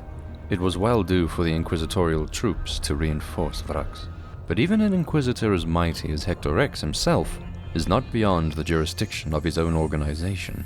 As usual in the Imperium, troops are always spread too thin for commanders to simply act on their own accord. Before sending inquisitorial reinforcements to Vraks, he would have to make an appeal before the conclave of Scarus. The great and powerful inquisitors of the Scarus sector would come together in council for a session with many different items on the agenda, ranging from the usual accusations of blasphemy to full-blown heresy. After all, deciding on the consequential targets for assassination by the Officio Assassinorum is a delicate matter. It had once been the assassination of the renegade Cardinal Zephin himself that had been discussed during just such a session. And as the present inquisitors were all painfully aware of, the outcome of that particular decision was one of the main causes for the pressing matter that they would now have to deal with. During the meeting, Lord Hector was seeking the conclave's approval of his plans with Vraks. He had plenty of convincing evidence for the impending demon incursion. Of course, a prolonged siege with a frighteningly high death toll wasn't something out of the ordinary for the Imperium, but by this point Alpha Legionnaires had spent almost a decade on the planet whispering in the ear of the Cardinal as advisors. A demonic beacon had lured further traitorous reinforcements to the planet, including even more traitorous Astartes. By now, Vraks' population of several million souls had all been converted into deeply committed chaos worshippers. The Eastern Front had turned into Nurgle-infested swamplands, where worrying reports of supernatural creatures lurking within the green fog spooked the Krieg guardsmen. Clearly, it wouldn't be long until real demons of the warp found their way into the material universe en masse. Such malevolent spirits could not be defeated by conventional means of warfare. There were only a few forces in the Imperium able to repel such a foe. In his eternal wisdom, the Emperor of Mankind had endowed the Ordo Malleus with just the right troops to deal with such a threat: the Grey Knights, also known as Demon Hunters. Lord Hector X wished to deploy this mighty force on Vraks. Furthermore, he planned to incorporate the entirety of the 88th Siege Army under his own command structure. Lesser Inquisitors in his entourage would take over the role of officers, accompanied by their own companies of Tempestus Scions. This would make sure any demonic threats could be swiftly dealt with. This was a risky proposal. Any agent of the Imperium seeking too much power for themselves falls under tight scrutiny. Anything less than the Council's unequivocal backing could hurt his standing within the Inquisition. Should Hector X fail in his mission to save Vraks, he would most certainly invite accusations of incompetence. His failures would be read as blasphemous signs, and direct rivals envious of his position as Proctor General may even accuse him of more heinous intentions. Especially the Order Hereticus was always on the lookout to indict anyone failing in their service to the Emperor. After their own failure in assassinating the Cardinal, they had looked for ways to shift the blame. If Hector X presented himself as a scapegoat, they would certainly take it. Their organization lobbied for the Ecclesiarchy to take control of the Militarum forces on Vraks instead. Surely the battle on the Shrine World was a holy war. After all, it was home to the Basilica of St. Leonis the Blind, and an important place of pilgrimage. Not only was the Cardinal's heresy an inherently religious matter, their very own Sacred Order's militant, the Sisters of Battle, had been killed and imprisoned on Vraks. Through the burning light of the Emperor's most devoted followers, Vraks would be cleansed of heretics and mutants. Clearly, this affair should be dealt with by only the most zealous of the Emperor's servants, implying they deemed Hector X to fall short of such standard. But he would not back down from such indictments. He was a dutiful inquisitor that had always performed his role as Proctor General with a stoic perseverance. Over his life he had grown into a man of fortitude, confident in his psychic talents and gene-enhanced physical prowess. Fortunately for X, many other Inquisitors agreed that he was the man for the job, and he could count on their support. Once all arguments for and against had been heard, the onerous meeting reached its conclusion. It all came down to a vote amongst all members, which turned in the Lord Inquisitor's favor by only a handful of votes. The margin had been small, but Hector X had acquired just enough approval for his plans to proceed. He would take the inquisitorial forces to Vraks. Lord Hector X met with Marshal Kogori on Thracian Primaris to inform the commander that he was relieved of his duties. The 88th Imperial Siege Army would be fully transferred over to the 88th Inquisitorial Siege Army. He assured Kogori that the transfer of command was not due to any accusation of misconduct or incompetence on his part, and all his martial honors would remain intact. As far as the Inquisitor was concerned, the Marshal had prosecuted the war on Vraks with general success, and he could not be blamed for the demonic threat that lingered over the planet. Now Marshal Kogori was given a choice. Either he could subordinate himself to the Inquisitor and accept a new role, or he could resign and seek a new appointment on another frontier. Kogori had come to reinforce Vraks, dedicated to bring an Imperial victory. He would not abandon it now. Even if he could no longer do so as overall commander, he was dedicated to see it through to the very end. To his immense credit, he immediately requested transfer to the surface of Vraks itself, where he could content himself with the command of a single regiment. Should that not be possible, he would even settle for command of a company. This noble request was of course immediately granted, and together with his personal command staff, he deployed as a frontline commander. Despite the drastic transfer of power for the troops in the trenches, not all that much would change. The siege performed like a machine fueled by robust logistics. The artillery continued to rumble overhead as before. Attacks were met by counterattacks. Everyday troops fought and died for every inch of ground, just like before. New reinforcements and weapons trickled in as usual. The difference was that more and more orders were delivered with the red wax seals of the Inquisition on them. The agents of the Ordo Malleus began to take their place in the ranks as officers. The first major tactical problem for the Lord Inquisitor and his newly emplaced command staff was obvious. One look at the strategic hollow map showed the crucial shortcomings of the Imperial lines. The eastern section of the front remained wide open. Because of this, the encirclement of the citadel was incomplete. By this point in the siege, the Imperium would no longer satisfy itself with the Cardinal's surrender. The aim of the war was to completely eradicate the traitors. But attacking the citadel now would be pointless if the heretical forces could simply withdraw and escape into the Vraxian hinterlands. Such a thing could not be allowed to happen. And so closing the ring was the primary objective. Lord Hector X would continue the campaign where Marshal Kogori's plans had stalled against the Plague Marines. It was time for the 30th Line Corps to move forward and complete their objective of meeting up with the southmost elements of the 34th Line Corps to complete the encirclement. Meanwhile, on their flank, the 1st Line Corps would push towards the curtain wall. The entire area had been turned into a toxic quagmire. The cloud of gas hanging over the swamps had not fully subsided yet. Fortunately for the Death Corps, the corrosive TP3 had mostly seeped into the soil, but the unnatural green fog that hung over the battlefield remained. Visibility was drastically hindered. There was no doubt that the terrain would be pockmarked by shell craters and littered with the wreckage of destroyed vehicles and rotting corpses. The brave troops of the 19th Regiment had fought and perished here during their rearguard action, when the Chaos reinforcements threatened to outflank the 88th Siege Army. The Plague Marines had settled in the area, but it was unlikely that they had constructed any serious defenses. In fact, it was uncertain if they were even still around, or had fallen back towards the citadel. For good measure, the assault was kicked off by a preliminary bombardment nonetheless. Thousands of shells disappeared into the fog and exploded out of sight. When the bombardment ended, the Death Corps troops climbed up on the ladders and out of their trenches into the green hellscape. Considering the inhospitable terrain, the initial progress was as good as could be hoped for. Soon, enemy artillery began to rain down upon the advancing troops. Under normal conditions, getting caught out in the open by an artillery barrage was a death sentence. But due to the poor visibility, enemy accuracy was very poor. The 30th Line Corps marched on. But the enemy had not completely run out of their TP3 stockpiles just yet. Amongst the bombardment, several shells released the deadly gas. The acidic gas clouds were soon billowing across the 263rd Regiment's front. Squads that stumbled into thick concentrations of TP3 were quickly wiped out. Progress was slowing down because by now the infantry found themselves getting sucked knee-deep into the mud. Many troops began reporting painful sensations on their feet. The toxic sludge had perforated their boots and started melting the flesh from their bones. In some of the worst areas, soldiers had both their legs practically completely dissolved. Only a handful of these horribly maimed troops managed to crawl their way back towards their own lines. Many poor souls perished to a horrible fate as their bodies sank helplessly into the deadly mud. Clearly, marching the entire line corps through the swamp on foot would prove too costly. But with any luck, the vehicles of the 8th Assault Corps would be able to make it through. Their thick steel armor would be able to stand up to the corrosion, keeping the crew inside safe from harm. Equipped with robust powered air filtration units, the tanks and armored personnel carriers continued on their way.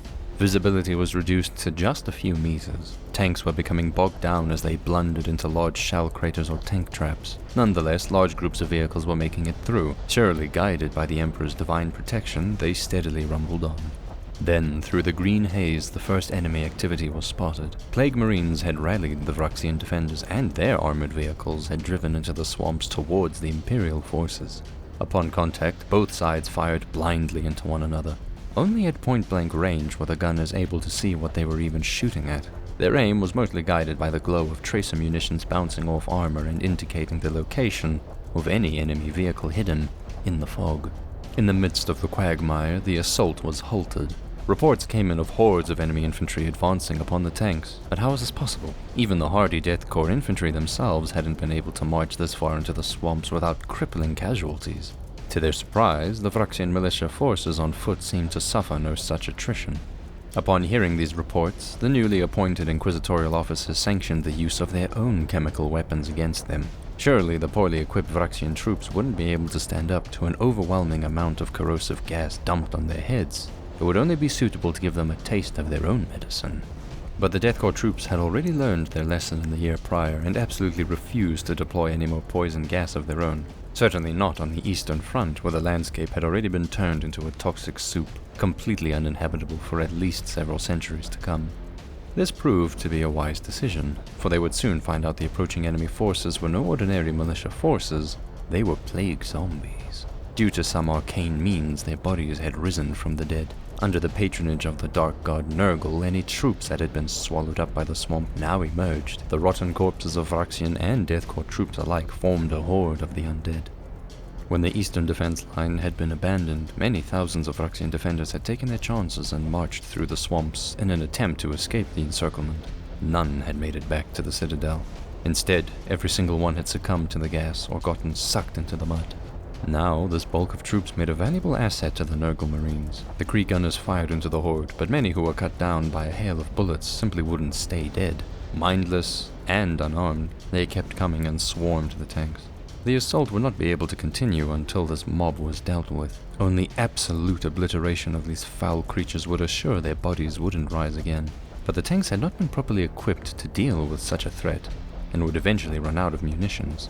Alas, then the regiments were now forced to march up on foot to support them regardless. Fortunately this time, the tanks' advance had already scouted out the safest ways through the swamps, and so the infantry of the 30th Line Corps re-attempted their perilous journey with varying success. Casualties were unsurprisingly high as the inhospitable swamp took its toll on the men, but within time enough, troops managed to reinforce the forward elements. Their flamers and grenades proved suitable weapons to deal with the plague zombies. Methodically, they began whittling down the undead horde to manageable numbers. Released of their burden, the tank operators could once again focus on dealing with the enemy vehicles. Slowly but surely, the assault regained its momentum. As they advanced further, the thick green fog hanging over the landscape began to clear up, and the troops knew they had almost pushed through.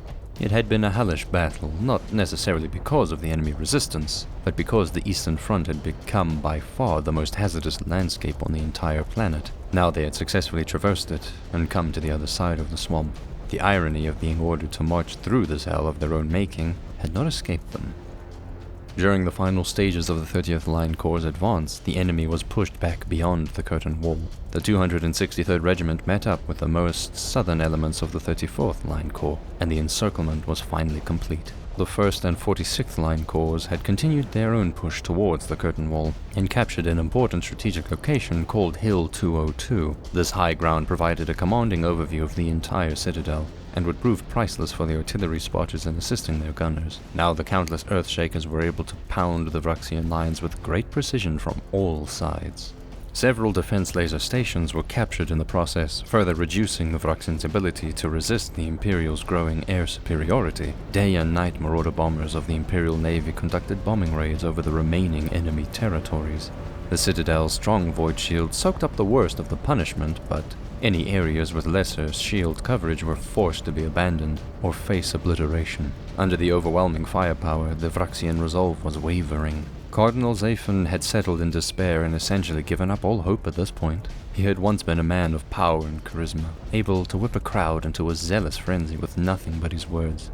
But years of horrific war had turned him into a disillusioned, broken man, with a shadow of looming defeat hanging over his psyche. He had foolishly put his trust in the hands of Lord Arcos, whose chaos reinforcements had not been able to turn the tide. The various warbands did no longer recognize his authority and simply did as they pleased. Griefed with self-pity, he retreated into his personal chambers and left the defense of Vraks to his commanders. But there were some amongst the defenders who would gladly rise to take his place. Second in command, Deacon Mamom, was of a stronger will than the Cardinal, and not yet ready to resign himself to defeat. The Chaos Marines had not come to Vraks to see the war end without squeezing out every last bit of slaughter they could. In the absence of the Cardinal, various warband leaders hatched their schemes to take over command of all Vraxian forces. But no matter what trouble brewed within the Citadel walls, as commander of the 88th Inquisitorial Siege Army, Lord Inquisitor Hector Rex could be content with his progress. His first goals on Vraks had been completed. The curtain wall was now completely surrounded, and the engineers were already busy preparing several underground mines to blow more breaches through it. His inquisitorial reinforcements had not even been needed to achieve it. His Tempestus Scions were held in reserve, and the Grey Knights were still patiently stationed within their ship in lower orbit. With all line corps in place soon, the assault upon the Citadel itself could begin in earnest. Hector Rex allowed himself to be optimistic. Surely the war would be over quickly. The 88th Inquisitorial Siege Army had reasons to rejoice. Lord Hector Rex's forces had the entire curtain wall surrounded.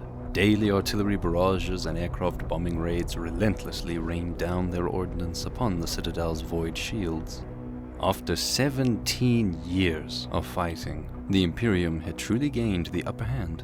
Militarily, the Vraxian forces had been decimated, and their morale suffered accordingly. The once unshakable Vraxian resolve had been fractured. There were still those who would loyally hold their defensive positions to the bitter end, but in various sectors the Cardinal's spell of a heroic resistance had worn off. Like rats on a sinking ship, they started looking after their own interests. The army's cohesion was falling apart rapidly as many troops disobeyed their direct orders. Many prioritized self-preservation. The 88th Siege Army encountered large amounts of abandoned enemy vehicles and equipment where the Vraxians disorderly withdrew from their positions. Many threw down their arms to surrender, hoping against all odds that the Imperium would spare their lives in captivity. For the first time in the war, the 88th Siege Army was faced with the prospect of taking massive amounts of prisoners as swaths of Vraxian militia surrendered. Their survival was a fool's hope, of course, as countless Imperial citizens had been killed for lesser crimes. These traitors who had spent more than a decade under the influence of chaos would be shown no mercy. Those who had been converted into the most hardcore of chaos worship prayed for Nurgle's blessing, expecting that the pestilent god would prolong their wretched lives in whatever way possible. Then there were those who preferred to go out in a blaze of glory, recklessly throwing themselves at the Imperial lines in the attempt to gain the blood god's favor. There was little the Vraxian High Command could do at this point. Endless reports of routs and defeats came back from the front. Orders for counterattacks were thrown in the wind. The war was lost. Driven to despair, the mentally frail Cardinal Zaphon had lost all hope and retreated himself to his personal chambers, depressedly awaiting whatever end was to be his fate. But the traitor Space Marines would never break like these weak-willed mortals. Zeufor, leader of the Skulltakers warband, would not allow the war to end. This was not a time for weakness, but for strength. Driven by his ambitions for slaughter, he aimed to usurp overall command. His rise to power began when he challenged the leader of the Berserkers of Scalathrax's warband. Only the strongest could be the leader. The survivor of their combat would prove himself favored by Khorne. Armed with chain axes, the two Chaos Lords fought to the death. with Zhufor coming out as the victor. By right of conquest, he had now gathered all Khornate berserkers under his command. He then made an offer to the word-bearer's sanctified warband. If they swore fealty to him for the remainder of the war, he would grant them help in opening a warp portal on Vraks. Since their arrival on the planet, these most zealous of Chaos worshippers had been working hard to break the barriers between real space and the warp in order to bring demons to the world. The Sanctified had their arcane warp knowledge, and the bloodlusting berserkers would guarantee the required blood sacrifice. They accepted the offer. With this alliance secured, Lord Inquisitor Hector X's prediction was bound to come true. A demonic incursion had become inevitable. Zhufor now commanded the largest Chaos faction on the planet, and would use it to subjugate the remaining warbands to his will. To prove his authority, he attacked the Black Brethren of Aries and killed their leader. By now, the other Chaos Space Marines understood perfectly what would happen if they were to defy Zhufor. Either they joined him, or they would face destruction at his hands. Unsurprisingly, the remaining warbands swore fealty to Zhufor. There were a few exceptions, however. The remnants of Plague Marines stationed in the swamps on the Eastern Front had not been caught in the encirclement. They had been isolated from the Citadel, and so no contact with them had been established. Lord Arcos had also chosen to remain independent, but the outnumbered Alpha Legion knew better than to outright defy the might of Zhufor. Instead, they had bargained for their independence, and as much as Zhufor's hands were itching at the opportunity to rip out Arcos' throat, the Khornate leader was not stupid enough to underestimate his rival and accepted the proposal. After all, it was Arcos who had first arrived on Vraks many years before any of the other warbands. By becoming an advisor to the Cardinal, he had firmly cemented himself as a figure of authority within Vraxian High Command. Zayfen was no military man, and it had mostly been Arcos who had led the Vraxian army through the toughest ordeals. Surely the cunning Alpha Legion had some backup plan just in case Zhufor would force their hand. Of all warband leaders, Arcos alone had gained the Cardinal's trust. Now he would agree to betray him and allow Zhufor to capture the Cardinal in order to complete his coup. True to his word, Lord Arcos led the berserkers into the palace where they slaughtered the guards and dragged the self-pitying Zayfen out of his bedchambers. They couldn't kill him yet. He would be dressed up and forced to make a final public announcement. After all, the Cardinal remained the symbolic leader of Vraks, and every single defender had sworn loyalty to him. The easiest way for Zhufor to gain further power was by forcing Zayfen to publicly promote him to official military commander in his stead. With the ceremonial transfer of power out of the way, Zayfen was of course secretly thrown into Vraks' deepest dungeons, where he would await his death. The only use they had left for this pathetic, sniveling Cardinal was as a human sacrifice. Surely the Sanctified could put such a high-ranking victim to good use for their unholy rituals. Before long, Zayfen's skull would be offered before the Blood God's throne. Zhufor's coup was now complete. By blood and treachery, he had made himself master of Vraks. The millions of remaining defenders were now sworn to him. With an iron fist, he restored order amongst their ranks. They would march to his every command, or face the consequence.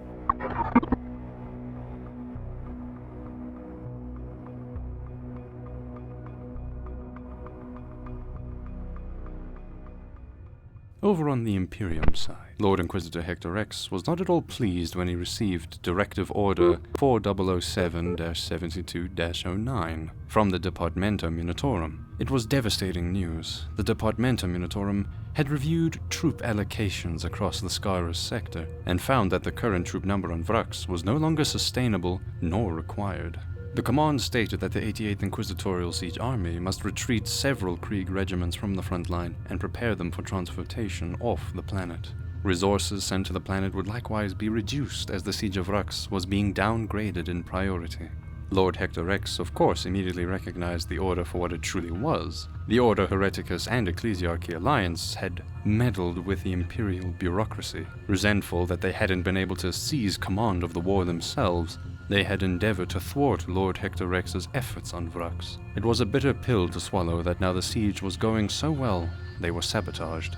The loyal and honorable Death Corps troops being requisitioned to fight on another frontier had been reduced to pawns for perverted political interests. But the experienced Lord Inquisitor was not new to such underhanded tactics, and both sides could play these games. In response, he sent a formal request to the Council of Terror to cast their supreme judgment over this unjust order. by objecting these orders and pushing the decision up the chain of command. None less than the High Lords of Terra themselves would have the final say over the matter. Perhaps they could be persuaded to overturn the Munitorum's demands. He sent envoys to represent his position. They would explain in no uncertain terms that all Death Corps regiments had been officially integrated into the Order Malleus, and so by right, these were beyond the Munitorum's jurisdiction. This pencil pushing would also buy him precious time. The heart of the Imperium's bureaucracy is known to operate slowly. Until the final verdict returned, the Inquisitor could deal with the Death Corps troops as he pleased, allowing him in the meantime to reallocate resources across his army and prepare for the worst. Unfortunately, the news that eventually returned to him was not good at all. The High Lords of Terra expressed their sympathy towards his plight as commander and reassured him of the imperative of the siege, but Directive 4007-72-09 would not be overturned. The 88th Inquisitorial Siege Army must shrink as required, although the overall troop reduction had been slightly altered in Hector Rex's favor. The Inquisitor was now pushed into a corner. Should he choose to contest these orders again, now that they had come directly from the Council of Terra themselves, his career would not survive. His political opponents would eagerly emphasize the ironic similarity between Hector Rex and the apostate Cardinal Zaphon in their attempts to keep more troops under their personal command than their authority allowed for. Many had allowed their pride to tempt them down the path before, including the War Master Horus himself. What made Hector Rex think he could get away with it? Even someone as powerful as a Lord Inquisitor would have to watch his steps, or excommunication would inevitably follow. Lord Hector Rex was no traitor, and never would be. He was fully aware that in the never-ending war with chaos, the future of humanity was at stake. He would not let his pride stand in the way of his duty, and so he submitted himself to the order and prepared parts of the 88th Inquisitorial Siege Army to withdraw from the front lines. The 3 remaining regiments of the 1st Line Corps would all be departing Vraks, along with the 19th Bombardment Corps. This was a severe blow to the available firepower, for the 19th contained a significant portion of the army's heaviest guns. To make matters worse, half the independent artillery companies would also go. The 8th Assault Corps was to be fully withdrawn, although the Inquisitor's objections had at least managed to save a single tank regiment, which would now be assimilated into the 11th Assault Corps. Lord Hector Rex did not know where these troops would be sent to. He suspected that they would be deployed against the ever-encroaching Tyranid threat in the galactic east, but these were mere guesses. Nor would he be informed later, for the emissaries that he had sent to Terra for an audience with the High Lords never returned alive. They had been killed on their way back towards Vraks. Standard procedures warranted an investigation, but the outcome was fruitless. The poor souls had presumably been murdered by the signature phase weapon of a Calidus assassin, which of course meant a perpetrator would never be officially identified.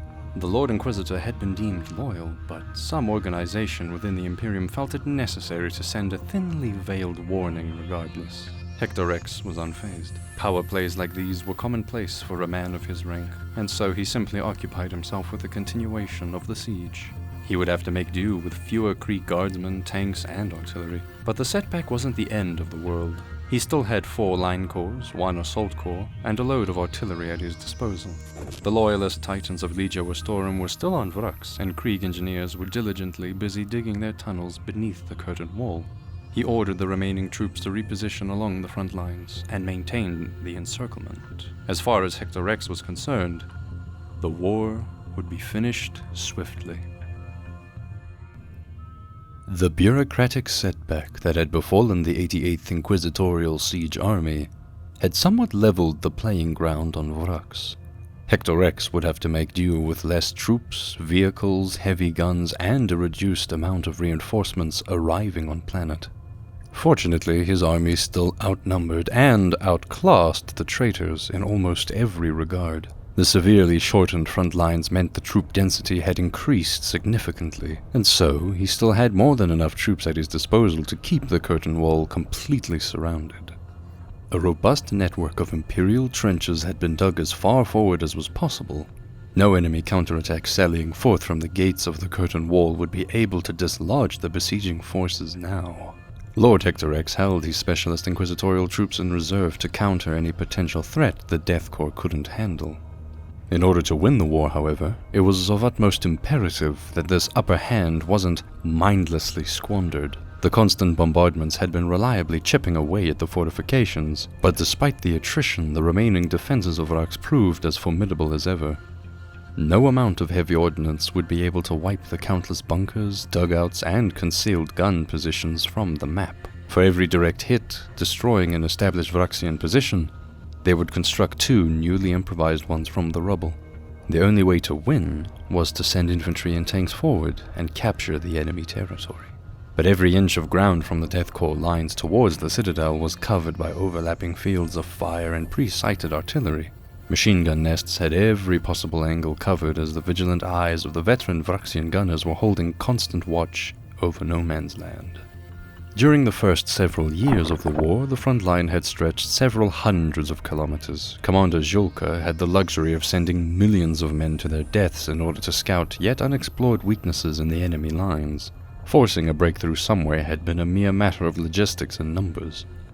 Gone now were the days where the 88th Siege Army had been granted essentially unlimited reinforcements. The length of the front lines had been drastically reduced. This stage of the war would require more finesse. The Lord Inquisitor would think twice before sending his remaining forces haphazardly into the meat grinder.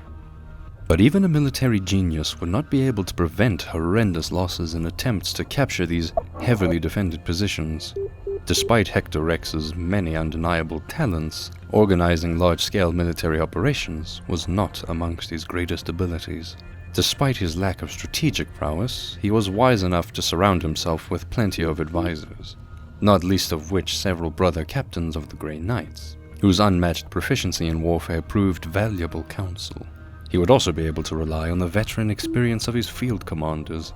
Marshal Kogori could have taken a background role in the siege by now, but the seasoned and beloved commander was out there on the front lines, orchestrating assaults at the regimental level.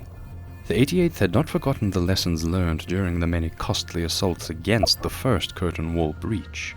The gaping crater surrounded by fields of rubble had proven difficult for the infantry and vehicles to traverse. Repeated attempts to capture the choke point had almost broken the 34th Line Corps. It had swiftly become the most blood-soaked ground on all of Vraks. They had eventually managed to capture and secure the breach, but only with the invaluable assistance of Space Marines from the Red Scorpions. The bloody affair had left the Astartes chapter bruised and in need of recovery. Without Astartes' assistance, any new attempt at a breakthrough was doomed to result in costly and unfruitful stalemates. Although Rex had the might of the Grey Knight strike force at his fingertips to reinforce wherever he ordered, he preferred to keep them in reserve. The slugging match for control of a breach was better suited to the more standard rank-and-file Astartes. Instead, he sent a request for aid to the Red Hunters. Their chapter has a long history of putting themselves at the service of the Inquisition, and on occasion have served under command of other Lord Inquisitors before. There was little doubt that he could rely on their help. He also sent envoys to other chapters. The Dark Angels had already seen active combat on Vraks, and so they would be asked to return and finish what they had started. Their chapter surrounds themselves in secrecy and mystery. In the past, many Inquisitors had attempted to investigate the dark secrets that seemed to be at the heart of the chapter, but none had ever succeeded. Several had even suspiciously disappeared. Grand Master Azrael would have little trust or loyalty towards an agent of the Ordo Malleus, and so Hector Rex did not expect this request to meet with any success. Although the Red Scorpions had already done proud service on Vraks before, he politely informed them that their assistance would be welcome once more. Should their chapter have regained enough strength to be able to do so, the Lord Inquisitor would be honored by their return. The Red Hunters did not keep Hector Rex waiting for long. Their swift response confirmed their imminent arrival on Vraks. With Astartes' reinforcements on the way, new plans to assault the curtain wall would include several more breaches. The engineers had prepared many underground mines that would blow similar holes into the curtain wall. Despite the Vraxians' best attempts at countermining these operations, they were ultimately outclassed by the professional Krieg engineers. After having placed underground what must have seemed like enough explosives to blow up the entire planet, the orders to detonate the mines were given. At 0 hour, huge explosions could be witnessed across the northern front, blasting enormous slabs of concrete high in the air and leaving huge smoking craters in their wake. The regiments of the 46th Line Corps responsible for taking these newly formed breaches began their offensive to push through. As expected, the Vraksian defenders scrambled to plug the gaps, and a heroic battle for control of the curtain wall commenced. The Red Hunters would reinforce where required. Meanwhile, the 34th Line Corps would attempt to dislodge the defenders still opposing them around their breakthrough at the original breach. These assaults served as diversions for the 88th's true main objective. Lord Hectorex sent forth additional attacks against the curtain wall gates. Control over these would be of great benefit to the army's logistics. Once breached, it would allow them to transport tanks and supply vehicles over the 3 main roads leading towards the citadel. And, if left intact, the gatehouses could be integrated into the 88th's defenses and turned into valuable fortifications. Of course, the conditions of these roads could hardly be considered serviceable in their current state. Over the years, tens of thousands of tank treads moving back and forth from the front lines had worn the concrete down significantly. And like all other defenses, the roads had been on the receiving end of endless artillery fire. Unsurprisingly, countless shell holes were blown along the way. The planet's heavy rainfall had washed entire sections out as well. Maintenance had largely proven futile under these conditions, and so the roads were left in a state of disrepair. But a broken road was still better than none at all. The Krieg engineers would be able to bring the roads into somewhat functional use once more. It was much preferable compared to sending vehicles over the nearly untraversable wastelands of cratered fields, trenches, seas of barbed wire, shattered bunkers, and rubble that strewn the battlefield. While the defenders were baited into defending the many breaches, attacks against the 3 gates were prepared. The infantry rated themselves to climb out of their trenches and march into no man's land, followed by the tanks of the 11th Assault Corps. In anticipation of the battle, every gate and its surrounding area was bombarded by suppressing artillery fire. However, it had been observed that void shields covering the gateway towers would save the fortifications from most of the punishment. The enemy guns would likely still be operational when the attack commenced. Considering the expected heavy firepower they would be facing, Hectorex pleaded with Legio Astorum for support. Their mighty god machines would be crucial in breaking through the gates. High Princeps Drorka had previously established an amicable working relation with the respectable Marshal Amam Kugori, but ever since the sudden inquisitorial takeover of the 88th Siege Army, he had chosen to keep his titans in reserve. So far, he had not found any reason to have much confidence in Lord Hectorex's military leadership. Astorum's main goal in coming to Vraks had been the extermination of Legio Volcanum. This aim had already almost reached completion. Only a few of the enemy walkers still remained at large. Princeps Drorka felt little for risking his army on lesser objectives, and preferred saving his strength for a final confrontation.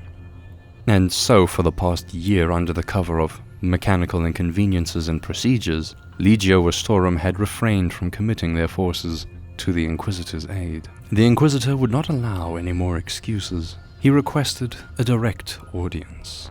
In person, he expressed, in no uncertain terms, the desperate need for their support. Even someone like Drorka, a high princeps with a full Titan Legio under his personal command, did not possess the authority to decline such a formal request from the likes of a Lord Inquisitor. The god machines would walk into battle. One of these was the battle for Gate 579-459, where the 143rd Regiment was led by Commissar General Morg. 2 Reaver Titans by the name of Astor Tyrannus and Acis Ultra would support the regiment's assault. For this battle, they were specifically equipped with Apocalypse missile launchers. The abundance of guided rockets would be able to do what the artillery could not: take out the gate tower's heavy guns. They would prove of great value in suppressing the defenders. As they advanced towards the gateway, the Vraksians opened fire. The Death Corps troops had received orders to march under the protection of the Titans' void shields, and uncharacteristically moved forward with relatively few casualties. The tanks moved up closely behind them. Commissar Morg was stationed inside a Lehman Russ to lead his mission from the front. As the 143rd's advance closed in on their objective, the Titans' missile pods launched salvos against the enemy's gun positions. The tanks also opened fire and shelled the wall's parapets. With the enemy guns mostly suppressed, the infantry received orders to rush forward towards the gate. Engineer units carrying explosive melter charges were ordered to punch holes into the large armored doors. If that failed to work, the supporting titans would use their heavy weapons against the gate or walls and produce breaches for the infantry to pass through. But they wouldn't be given the opportunity to complete their breaching mission. Before the infantry had managed to even reach the walls, the doors had already begun opening, and a ragged horde of Chaos Militia came streaming out of the gate. Behind them followed a column of tanks. The defenders sallied forth and launched themselves directly into close quarters combat with the advancing Death Corps forces. The counterattack crashed into the 143rd with the force of thunder. The momentum of their charge carved straight into the heart of the Death Corps formation. The surprise was total, and the battle turned into a chaotic maelstrom. But Commissar Morg kept his cool. With the gates wide open, he saw an opportunity to rally his tanks forward and capture the gatehouse.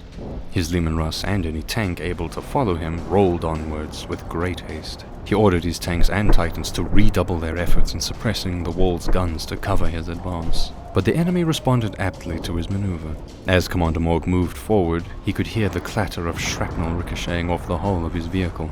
The enemy had deactivated their gate void shields, and Vraksian long-range artillery was now falling down upon their position.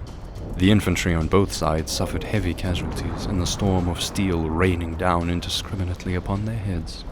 The Commissar's own tank was hit by heavy ordnance as a shell pierced through the front armor of the tank. The stricken tank rolled over from the blast. The gunner and driver were both killed instantly by the impact. The dazed Commissar General clambered out of the wreck. The turret erupted behind him, and the shockwave threw him away from the destroyed tank. A piece of shrapnel pierced his left shoulder blade. After blacking out for a moment, he once again rose to his feet. The battle was still raging around him. His hopes of seizing the moment to quickly capture the gates had been short-lived. Behind the mob, a squad of Khornate berserkers led by Jufor himself moved through the gate and joined the battle. Straight towards him strode a red-armored Khornate champion, with a blood-soaked chain axe roaring in hand. Morg fumbled to grab his power sword, drew it from its scabbard and activated the blade to face the menacing opponent coming his way. He would set an example for his men. A single sweep of the champion's axe smashed the sword aside and sent the wounded Commissar sprawling back towards the ground. Within a moment, the Commissar's body was caught in the tight grip of the traitor's power fist, and the last bit of life was mercilessly squeezed out of him. The death of the commander did not end the battle. Soldiers from Krieg had rarely required the presence of a commissar to remain steadfast in the face of overwhelming odds, but his exemplary sacrifice had been noted. The Astartes fell upon them with a savage charge, slaughtering infantry with ease and seemingly effortlessly destroying the tanks in their way. The Imperial forces were pushed back by their counterattack, but the troops rallied round the Titans' legs. The guardsmen would stand their ground against the raging berserkers. As reserve troops trickled in, their numbers soon began to count as they fired disciplined volley after volley into the traitors, halting the enemy's advance. Repeated shots from the Titan Aegis Ultra's melter cannon turned the mechanism required to operate the gate into molten slag, forcing the doors to remain open. No longer protected by their void shields, the gate towers were also steadily being smashed into rubble by Imperial artillery, knocking the shield generators out of action for good. As long as the Imperial troops kept up their advance, the Vraksians would have nowhere to hide. The stakes were high for both sides. Amidst the smoke of battle, the brave Krieg infantry eventually managed to properly reorganize their ranks around their banner, and were given orders to fix bayonets. Their formation once more began marching forward, with sharp steel at the ready, the banner proudly waving above their ranks. The explosions around them tore holes into their formation, but it did not stop their advance. Any and all traitor militia brave enough to stand in their way were mercilessly cut down. Most of these cowards fled before them. But the warriors of Khorne, worshippers of the blood god, were unfazed by the Death Guard's newly found resolve. Chain axes in hand, they plunged straight into the fray, leaving a tide of destruction where the two sides met. Lord Jufor was leading them personally, a towering powerhouse of slaughter in their midst. He rallied his berserkers into a killing frenzy. But as more and more Krieg infantry streamed into the battle, the tides would turn against his warband. With complete disregard for their own lives, the Death Corps kept marching forward. Every berserker killed guardsmen by the dozens, if not hundreds. As the slaughter raged on, the engines of their chain axes became stuffed with gore. After hacking through an insane amount of Krieg bones and armor, their weapons grinded to a staggering halt and refused service. Still, the Death Corps kept coming. This ruthless melee against a much stronger foe was the Death Corps' sacrificial ethos made manifest. Volleys of supercharged lasgun shots punched holes in the berserkers' ceramite plating. From all sides, hardened steel bayonets pried their way through slits and cracks in the Astartes' armor. Handfuls of crack grenades exploded at point-blank range, staggering the superhuman warriors. Chaos Marines had their eye lenses shattered by the butts of rifles, boots, and shovels furiously bashing down upon their helmets. The infantry held nothing back in this fight, their bloodlust almost matching that of the worshippers of Khorne themselves. The Space Marines had finally met their match and had to yield the field of battle. Immortal warriors, veterans of the Long War, some almost 10,000 years old, humbled by the soldiers of Krieg. The battered defenders regrouped behind the gate. A Vraxian tank hunter managed to inflict crippling damage upon one of the Imperial Titans when it landed a direct hit of its neutron laser on the cockpit. Both Moderati were grievously wounded, but the Titan miraculously managed to limp out of the battle to safety. The fighting continued for 6 more days, with the Imperial troops slowly but surely gaining more and more ground. Unable to hold their position any longer, the remaining Vraxian survivors finally withdrew from battle. Bloodied but victorious, the 143rd Regiment captured the gate. The second breach through the curtain wall had now been taken. Shortly afterwards, the 30th Line Corps had also managed to secure their objective at the northeastern gate. All Vraxians south of the citadel were now at risk of being cut off from the rest of the army. Those who saw the writing on the wall abandoned their positions prematurely in an effort to reach the citadel before being completely encircled. Provided with some easy gains in the face of the disorganized foe, the 34th Line Corps also managed to push through and pursued the enemy best they could. Together with the 30th Line Corps, they sent reinforcements to outflank the defenders still holding out at the last Vraxian-held gate.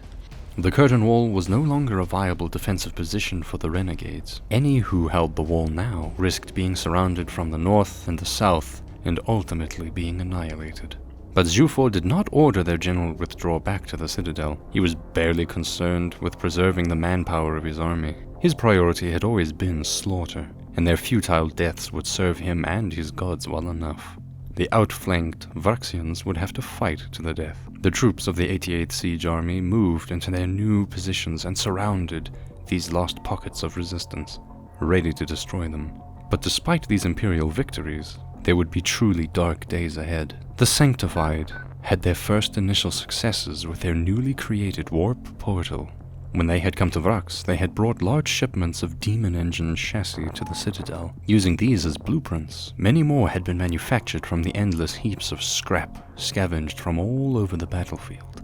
They employed their arcane sorcery to bring these monstrous vehicles to life. By forcefully binding malevolent spirits from the warp to the machines, these monsters made of steel would march forward on their master's command. Fueled directly by ethereal entities from the warp itself, standard weapons would not be able to hurt them.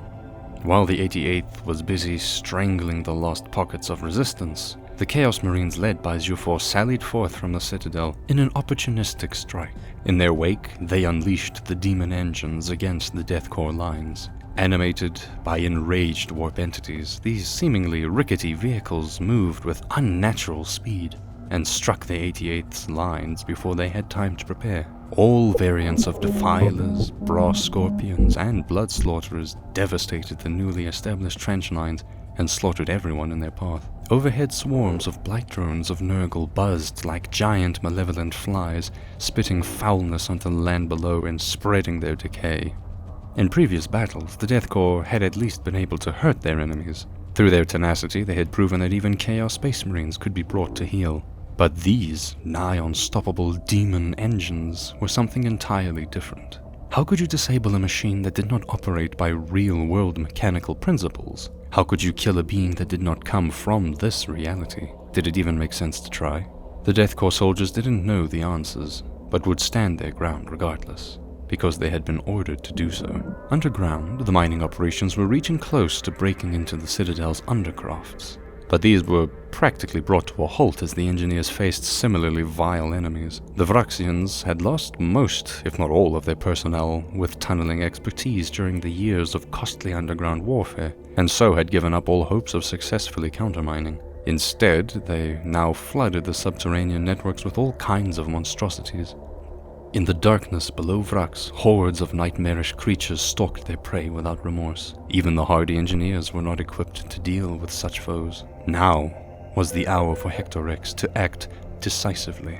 These were the types of enemies he had kept his Grey Knights in reserve for.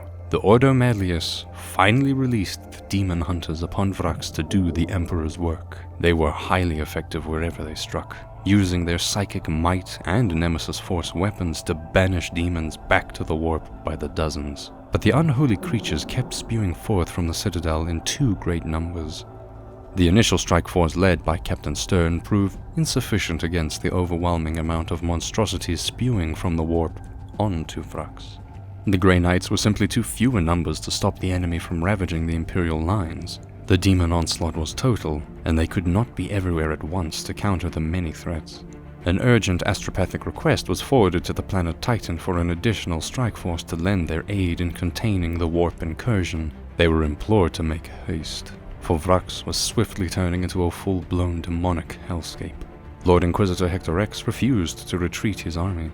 Doing so would allow the enemy the opportunity to recapture lost ground and redeploy along the curtain wall. Such a setback could not be allowed to happen. It was in this great moment of need that he personally joined the fighting on the front lines, clad in his custom Artificer power armor, carrying a large storm shield and his master-crafted Force sword, said to be blessed by the Emperor himself. He strode forward into battle, with his personal retinue to save his army.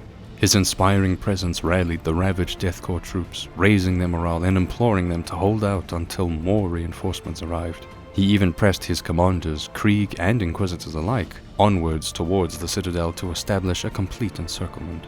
Never before had one of the army's commanders risked his own life and limbs by personally joining in the thick of battle.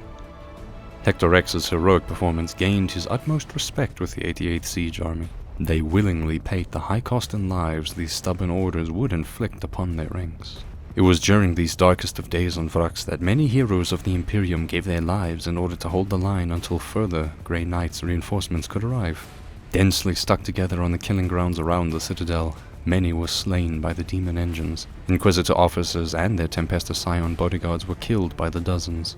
Captain Danzo of the Red Hunters was killed in action. Many veteran commanders, including several Krieg colonels themselves, perished in the fighting. The Reaver Titan Honorum and all its crew were destroyed. And, to the sorrow of many, Lord Marshal Amam Kogori, once Supreme Commander of the 88th Siege Army, met his unfortunate end on the front lines. But now was not the time for grief. They would have to mourn the heroic dead later.